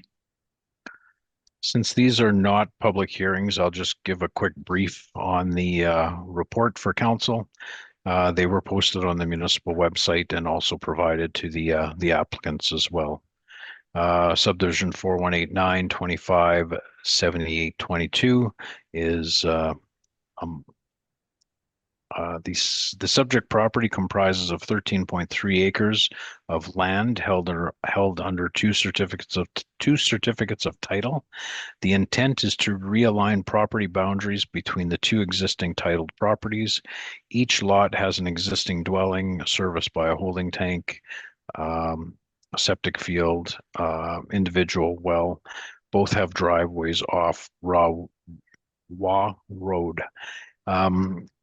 Community Planning Branch has conditionally approved the subdivision as it falls within the Planning Act as a minor subdivision. Therefore, there was no circulation to any of the provincial agencies. If council were to consider this application, I would offer the following two conditions. Number one, the payment of the requisite fees as set out by the current municipal fee bylaw. And number two, that the municipality will require a digital copy of the subdivision if approved, georeferenced, and in AutoCAD Civil 3D 2010 or more recent format. Thank you, Mayor Therrien. Thank you. Any questions from council with regards to this matter here? I see none. Then I'm prepared to read the subdivision there, and we can open it. Whereas Rennie Surratt and Olivia Dirksen, owners of the property described as SP Lot 7 Plan 15276 and Lot 1 Plan 63106 within 312.4 has submitted an application to realign property boundaries. Be it resolved that application for subdivision number 4189-25-7821 be approved subject to the two conditions. Thank you. With that being read, item 6.1, can I get a show of hands, those in support? That is unanimous and is so carried. Then we will go to 6.2. That's a development plan amendment 2510, agricultural preserve to employment under Edie. Can I get a mover and a seconder for that, please? Fuel and Warren. Again, Mayor Therrien, this is a non-public hearing item. It's only a request for first reading of a development plan amendment. So I'll give a quick brief of the proposal. Mr. Edie of Edie Farms, the owner has made the application for a development plan amendment to redesignate property within the south half of the southeast quarter of 3610-4, excluding the power transmission line being planned 7753 from agricultural preserve area to employment. The applicant is seeking to redesignate this property, or 75.2 acres, for industrial purposes. Mr. Edie intends to subdivide approximately 20 acres to create an industrial parcel for their proposed development, being a data center. The Edies have done a presentation to council prior to the application, which was done at a committee of the whole meeting.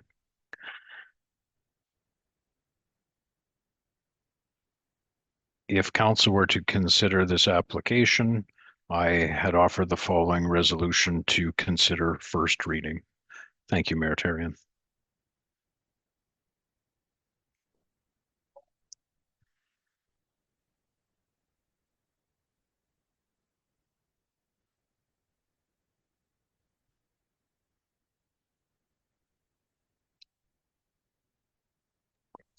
Well, thank you, Mayor. Anytime that we switch agricultural preserve land to anything but that, I have to raise an eyebrow. So I would ask our planning officer.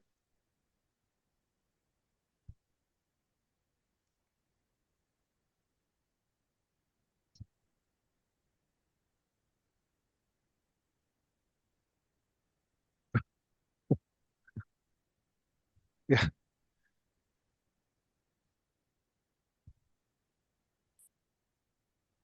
Not a problem, but Councillor Warren, and I actually don't see you on Zoom any longer. I'm not sure if it's.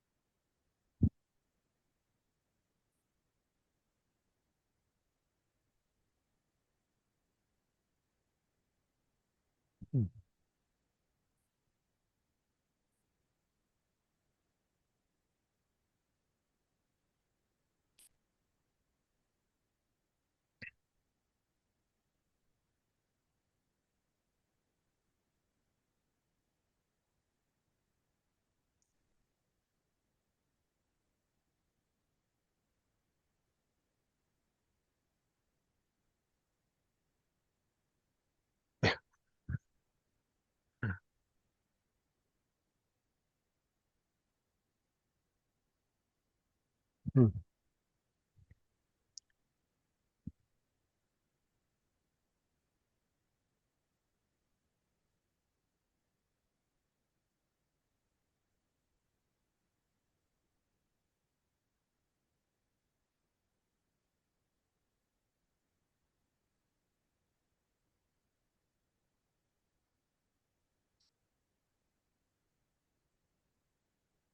All right, thank you, Mayor. A question for a development officer. The development plan, as I see it, would be what one would call a holy book, a scripture, whatever you want to call it. In other words, it would be the foundation of what should be done throughout our community, throughout the municipality. And so when we change things in that development plan, it's significant. It's hugely significant. In other words, we're meddling in something that was entrenched by our community as stakeholders who had input into that very important document, the development plan, as well as council and elected officials. In this particular case, agriculture preserve land, the last I looked, and I shared this with council, they're really not making any more agricultural land that is so inherently valuable. The only way they're doing that is to tear down the rainforests of Brazil and other parts of our world. So here in Canada, I don't want to be too parochial, but I have to tell you, in our community, agricultural land is very, very valuable. You know, even just the price itself is extreme. So my question to you is, should we be entertaining changes to the development plan when we're taking agriculture preserve land away from our future generations? You know, the First Nations, the indigenous communities have said to us, the colonists, don't look 7 generations down the pipe. They do. We ought to learn something from the First Nation communities. We need to look beyond our noses, beyond the dollar bill, beyond what we see in 10 or 15 or 20 years. So I would ask you again, is there some sensitivity when it comes to changing the development plan in this regard? The way I'm going to answer that is the planning document for municipal councils. The development plan is the top document that controls planning. Then your zoning bylaw, secondary plan, zoning bylaw, development agreements, and so on. But it is your top document that you have public consultation on. The Planning Act does allow individuals to make individual applications, and I cannot stop that. You are elected officials who make that decision if you want to consider a change to this land designation or not. We accept the applications, we process them for council's consideration. I am not going to vote or give you my opinion on yes or no if it should go forward. So on a broader context, and thank you for that answer, you answered it professionally, and I think you answered it the way you ought to. But what I guess my concern as a politician is that we're meddling in an area that agriculture preserve land ought to be just exactly that, preserved in our community in Manitoba broadly. We have, I can go into depth about other organizations throughout the world and locally and in Canada that say we ought to and we must preserve agricultural land. So when I see it locally being taken out of production, I have to raise an eyebrow. In fact, I'm very sensitive to it, and I don't think I've ever voted to allow for agriculture preserve land to be exploited in a different purpose, because I know how critically valuable agricultural land is, and to our community. In fact, Springfield was built on the agriculture community. Thank goodness for the farmers in our community, whether it be in Enola or Cooks Creek or Dugald or anywhere else. We are inherently indebted to the agriculture community. So to piecemeal and say, yes, let's take this and change it, next time let's change this, take it out of production. I mean, these things are like a rolling pin, sliding slope that, you know, we allow one and let's continue to allow more because of economic development, because of perhaps somebody's capital region expansion. You know, I have concerns, you know, very explicitly, and the community knows I have explicit concerns with Plan 2050 and the WMR, because this is just another example of how Winnipeg can expand outward. So are we going to become a suburb? This is a prime example of it, where Winnipeg continues to expand their economic interests to our community. So I'm not sure that I can expound anymore, but I'm sincerely, very seriously concerned about taking agriculture preserve land out of production. Thank you.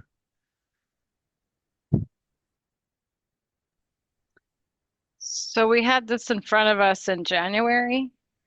In January, Mr. Eadie was proposing 177 acres. Now he's down to 75 point whatever. The reality is that he is making accommodation from still farming. And if you looked at the map, right across the road is employment. And he says he's backing onto employment. Yes, the 1 yard was supposed to be, I don't know, removed in so many years as per hydro, but it's still there. And Mr. Eadie owns that land there. He farms every other acreage around there. So you look at it as if he's taking that out of, yeah, he is, but he's still farming everything else. And it's not for the city of Winnipeg necessarily. It can be for the RM of Springfield. It could be for whoever. And we don't know. I mean, you look at it as ag preserve to employment. You don't look at what may or may not go there. You have to look at that first. So hydro has expropriated partially everybody within that quadrant because of the Riel station. So, I mean, in my thinking, Mr. Eadie, going from 177 going to 75 point whatever. That to me shows that he's still willing to farm that area around it, create a buffer. I could be totally wrong, but I get what you're saying. We need to keep. He's not retiring soon. The family's been farming for generations. So that's all I have to say on that at the moment. Just that it's, yeah, employment's there. Employment's on the other side of the road. Employment's right next to the proposed lot. And that's up for a discussion here.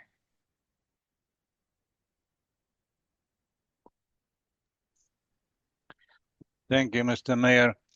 Can I ask questions to Mr. Edie or the fellow who is like in real estate business? What is the footprint of that?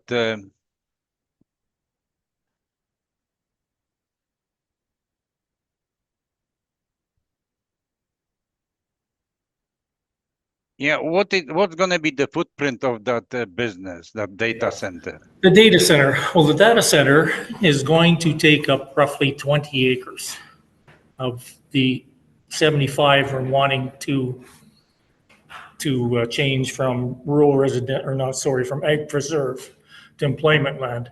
Now, the reason for the 75 acres, and I see Mark's concerns, I'm a farmer too, you know, I don't want to see things covered in concrete. But what's really happening is it's going to the next step. We need 20 acres for the data center. And once the data center is built, phase 2, they're hoping to pony over to greenhouses and other entities, which is going to be used in food production. Excuse me, can you answer my question? What is the footprint? How many square feet? How many meters you need, square meters for this building? For the building? Yes, that's first of all. Well, the building will go on 10 acres. 10 acres of that will be used for the building, and then you'll need room for parking and green space. Now, the size of the building, maybe you can help me with it. It's going to be built, I understand, once we get the permit from Hydro in stages. The building will probably be how many square feet once it's done? Anywhere from 200 to 400 square feet. So 4,000 square feet, it's not 20 acres. So why they need so much land for when they just build 400 square feet building? That's you can fit it in 400,000 square feet. 400,000 square feet. If you want to work that into acres, you can do that. It's around 8 acres. That's what it is. Well, we have to calculate that, yeah, to see. Divide it by 43,580 and it'll come to whatever it is. Okay, so it's gonna be like a very large area. It'll be a large building, yes. And then they said they're gonna build it in stages. That's correct. They're gonna build like smaller building that maybe expense, and maybe expense yet. But if the business doesn't go, then they're not gonna expand. Well, the business, it'll go, trust me. Well, okay. Only time will tell. Nobody have crystal ball that what's gonna happen. So that's right. Does the people in the area know what that business, how huge gonna be? I've talked to many of them, yes, and they're actually kind of excited to see what's coming. They think it's a great thing and be good for the RM of Springfield, and where it's being built is right next to something that's not going to bother anyone. It's not like you just went through we're not going to build a building next to somebody else's property that's going to block out the sun. But it's right next to Hydro. Just because Hydro is there, Hydro is for the need of province. That's right. So it's a lot of people involved. Data center, I don't know need for who. For who uses a data center? Yeah. We all do. No, we don't. Only business use the data center. We don't use data center. Well, okay, that's right. Well, but part of business is everyday life as well.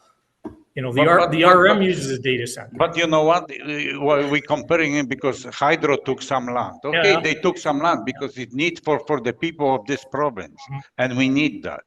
We can live without data center.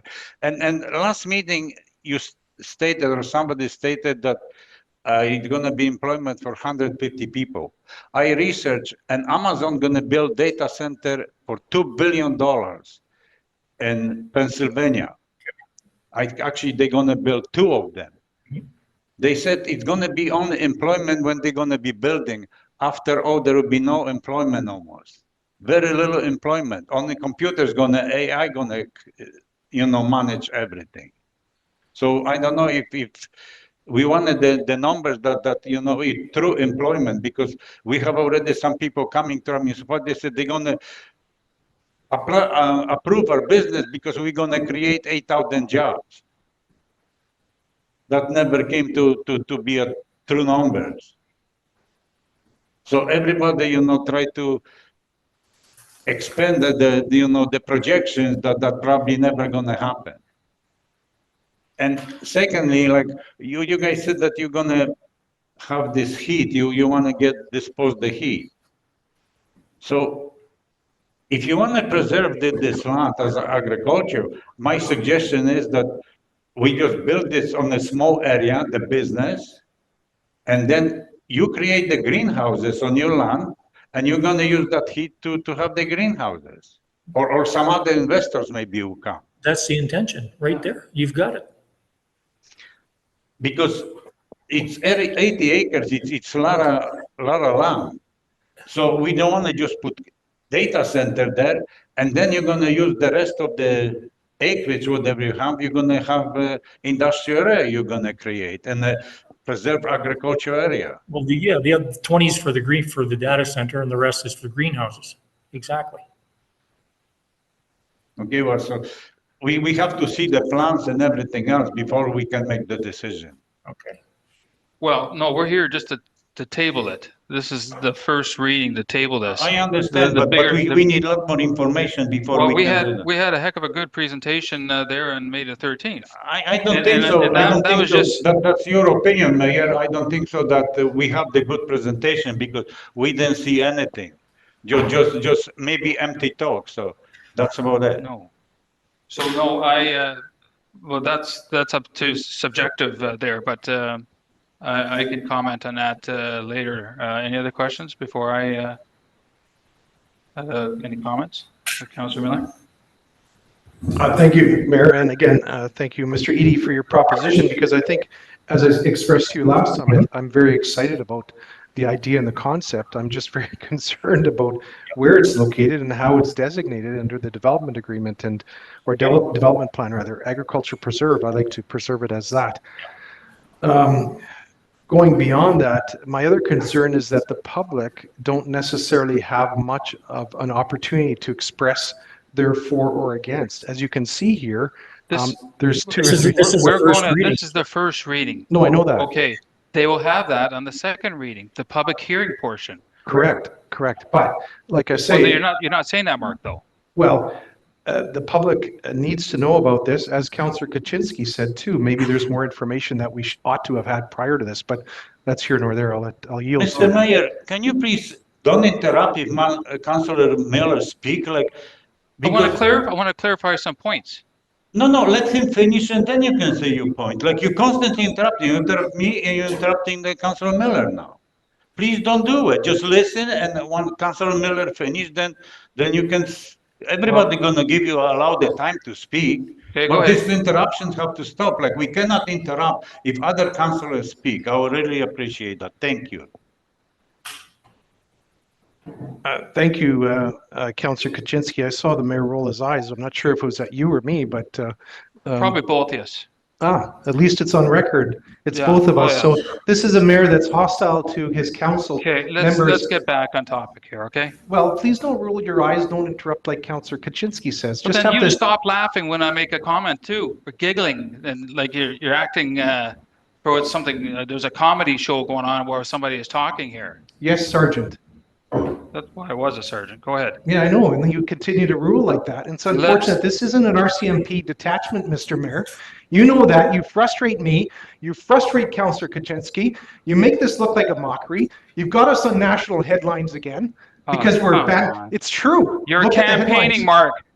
What am I Focus here. campaigning? Focus to Mr. Eady. You got a question? Say your question. Then don't interrupt Then us. I'll finalize it. Yeah, I know you will. Just stay on topic, okay? Point of order. Let's get back to the meeting, please. I would like to, but I get interrupted and it's hard Okay, to Mark, you got the floor. Go ahead. Anyway, I love your concept. I just wish that there was another way to do this. In other words, if it wasn't agriculture preserve, there was people, forefathers to us, foreparents to us, foremothers to us, who said this ought to be agriculture preserve land for a purpose. You're a farmer. You've added extensive value to our community over the years. I know that. I've been told that. And I appreciate you being in our community. But what I'm concerned about is, again, me not looking beyond my nose, and like the First Nations say to us, you colonists don't see past your bloody nose.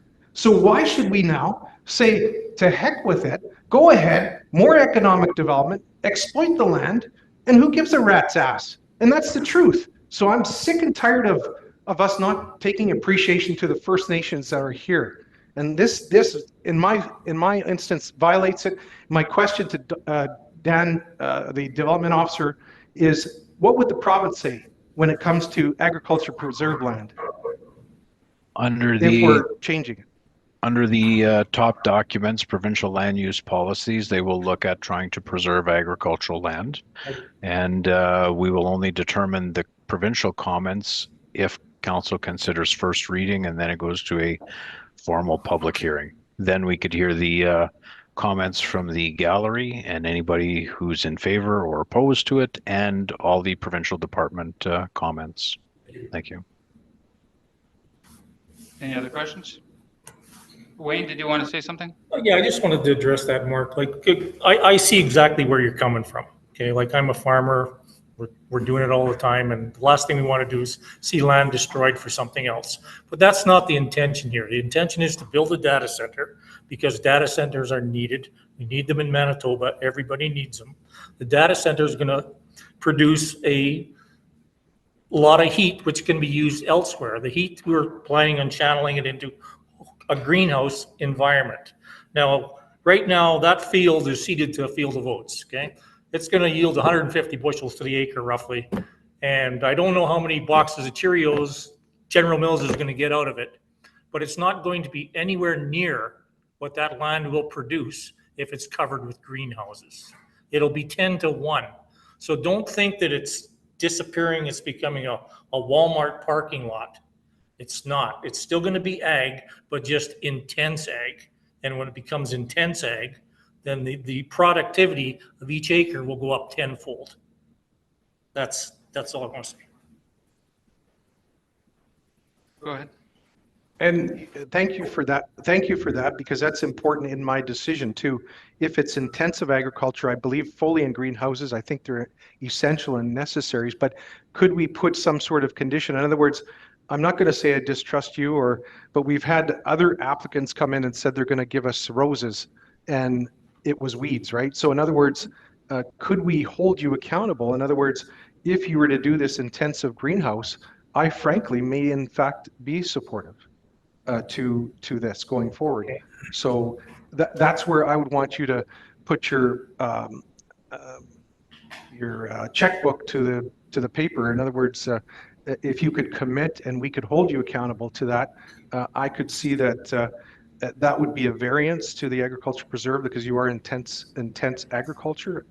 That then I could perhaps support. Okay. But again, it just depends if you're, I don't know you well enough. You know I don't know you. So I don't know if you're telling us a story just to make it look rosy or if you're actually legitimate and you're truthful. Like I hope you are. I take people on the word, but I've been burnt so many times by taking people for their word that I'm the vulnerable one. You know, I can give you example after example where people promise you things and they don't deliver, right? Yeah. But right now we got to focus on the first reading, right? We got to get through it, and then in the second, you know, your concerns and all that, then we need to address them or negotiate them or put, you know, something in there to see that we hold that true. Wouldn't have a problem with it. Thank you. Thank you, Wayne. I'll finish it off and then we can do the vote here. This application represents a significant opportunity for our community to embrace innovation, create local employment, retain our youth by fostering a future-oriented economy. As you are aware, landowners have the right to apply for a change in land use when their property is zoned accordingly. The public hearing process ensures transparency and due process, allowing for voices to be heard, and that is on the second reading. This is the first reading. We're tabling this. It is concerning that the Sama opposition seeks to halt the process prematurely, effectively denying the opportunity of a fair and open discussion on when it comes back on the second reading here.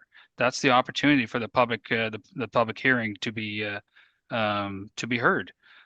This proposal has the potential to bring meaningful technological development and high quality jobs to our region. With over 2,000 students in our local school system, we have a vibrant and growing youth population. This population deserve the opportunity to live, work, and thrive in the community they call home. By supporting this initiative, we are investing in their future in the long-term sustainability of Oak Bank. So the tabling of the first reading is simply today, and then we can wait for it to come back from the government at that time there. So this was discussed in a very good discussion on the 13th of May with Council, the Committee of a Whole, and a presentation done by Mr. Eady at that time there. It was stated at that time there about the greenhouse being a component of this. So it'd be kind of a cycle of energy there. So the energy emitted from these computers there will be cycled into a greenhouse. So I'm not an environmentalist there, but that is a fantastic approach there. It's contiguous land. It's going from employment. Sorry, Councillor Kaczynski. You know, I'm talking, and you just talk to me saying that I'm being interrupted. You're being interrupted yourself. Sorry, Okay, Mayor, so I didn't interrupt let me you. continue. You can keep talking. I just very quietly point out You weren't something very to quiet. I Councillor could hear you Miller. quite easily. Yeah. So this is contiguous land used for employment purposes there. The land is going to generate, like I say, a large amount of jobs. It's going to have a greenhouse. It's going to be a green initiative as well as the technology. So the fact is that the greenhouses with the technology, I think is an excellent initiative in our RM. It'll have a postcard in our RM, and I welcome it. And that's all I have to say. So if we can read the resolution, then we can vote.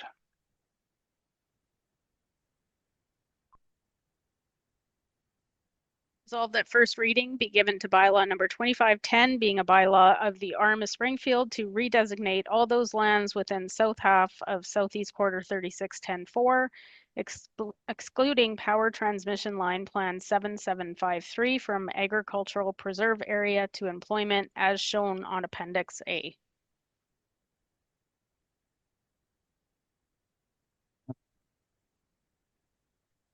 Okay. With that being read, can I get a show of hands of those in support? That's Councillors Warren, Fuel, and Therrien. Those opposed? Councillor Kaczynski. Those abstaining? Councillor Miller. So at this, it is passed, and then yeah, so it's passed.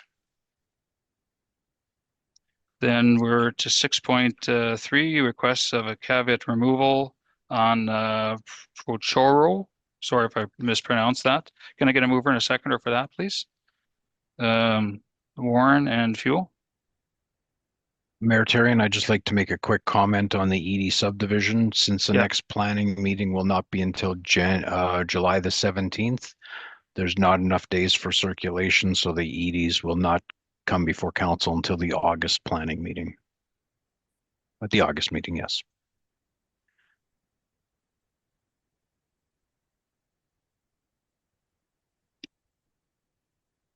No. Okay, thank you, Dan. So where were we on this one? The next one is the caveat removal. Okay, Procano or Procoro. Yeah. Yeah. We have a request for a property that has 3 registered caveats, one that was done in 1983, or the caveat was registered in 83. It was agreed upon back in 82. The second caveat was 86, and the last caveat was 1990. I had reviewed the caveats. The pertinent clauses of these caveats, the 83 one speaks about a family subdivision that was allowed back then, and it can be discharged 5 years after a habitable dwelling. It was never discharged.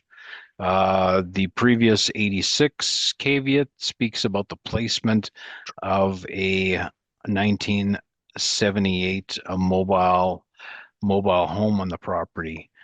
The previous zoning bylaw we had dated back to 1985. So a lot of times when they did zoning regulations, they did them by resolution or bylaw.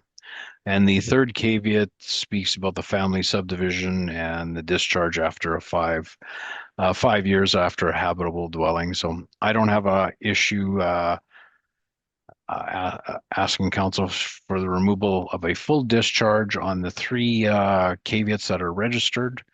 I have prepared a resolution for council's consideration, and with the one condition that the owner shall be responsible for the $200 municipal fee and all legal expenses for the full discharge of the said caveats.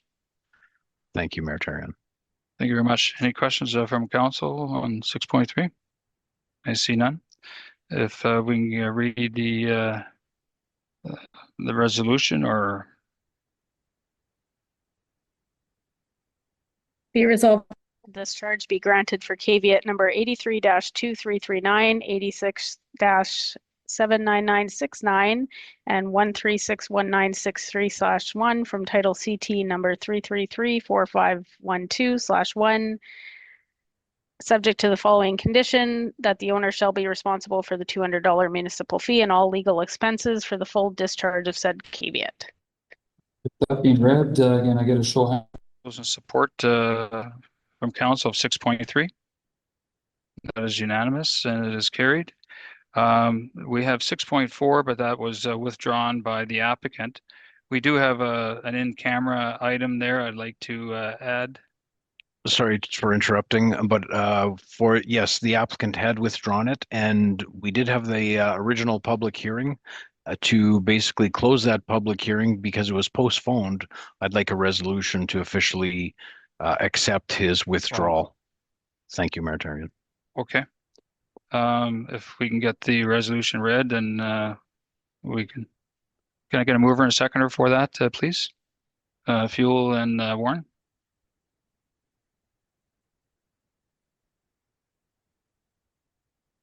Whereas a public hearing was held on May 22nd for variation application 2516, and council deferred their decision to a later date. And whereas Martin's We has withdrawn the application, be it resolved that council accepts the withdrawal for variation 2516 and now considers this application closed.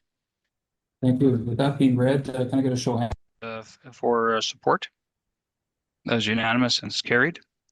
And like I was saying, we do have an in-camera item that came up this morning, and I'd like to bring that into the agenda. Councillor Miller. Point of order, Mr. Mayor. You said that it came up this morning. Council had no notice of this. We, under item 3, had approval of an agenda. That was your opportunity, if you forget, to bring this forward and add it as an addition to the agenda. So how do you continue to just add things willy-nilly? I just don't understand. And beyond that, if it is an in-camera item, I want to know exactly under the Municipal Act what it is and how it meets the criteria of that Municipal Act. It's legal. It's legal. Legal. Okay, and so why didn't you add it at the beginning of the agenda? We have, as you know, I as a councillor have no background information, nothing to go forward. I don't either. This so then why didn't you add it our to the agenda? CEO is going to read it, tell us what it is. You often go after me for not providing information in advance. This, you just said you had it in the morning. Why didn't you provide it? I learned about this 20 minutes before we started our hearing. Then why did you just say this morning you learned of it? You just received it. So no, but this is the CEO can tell us. There's a this morning. disconnect. Anyway, there is no disconnect, Mark. There Why sure don't is. you just Do you open follow your ears? Robert's rules by adding it out to the There agenda? you go with your. Because you don't want to We're- follow rules, do you? No, I only learned about this 20 minutes Doesn't before matter. the meeting started. Before the meeting started, we have agenda item 3, Mr. Mayor, which is approval of the agenda, where you have the opportunity to add stuff to the agenda. And You don't do it willy-nilly. The CA knows that. You continue to make this a banana court by adding stuff willy-nilly wherever you want. It's not. Follow protocol. Learn the lessons. This- Learn it. this- You were a sergeant. Enough of the sergeant crap. Weren't you? That's stop bringing in the RCMP in every discussion that we have. That's enough of that. You're acting like a child. There we go. I'm a child again. So Name this- calling, code of conduct on you, Mr. Mayor. Whatever. Yeah, Okay, exactly. so this And I don't is- want to cost us okay, $25,000. Forget it. Let's just Yeah, you adjourn can't this. add it to the agenda throughout the agenda. Come on, you know that. You're not a grade 1. Listen, there you we in go. grade 1? There, you want to talk about a code of conduct? Then this is grade 1. What is? Because you don't follow the agenda? I'm telling you, Listen, you're not following the I agenda. told you it was 20 minutes before the hearing started here. You have the about agenda. It, Add I it to should the have added it agenda. on the agenda. So what? We could do it now. What's No, you the big can't. deal? Robert's rules. If Throw 'em we out. agree to it, Throw 'em if we out. agree to it, we can add it to in Willy-nilly. camera. Unbelievable. That's Point of order. enough. Point No, of order. I'm. we're Mr. gonna Mayor, adjourn. Mr. Mayor, point of Go order. ahead. Go ahead. When we want to put Ah. delegation for, then we have to argue for 10 minutes, 15 minutes that we on a scheduled delegation, and we do it before the meeting. We're not adding later on the meeting. So why it's two set of rules? A rule for you and a rule for everybody else. That shouldn't happen like that. It's a banana court. Deputy Mayor. Can I ask the CAO how urgent this is and if we can just adjourn the meeting?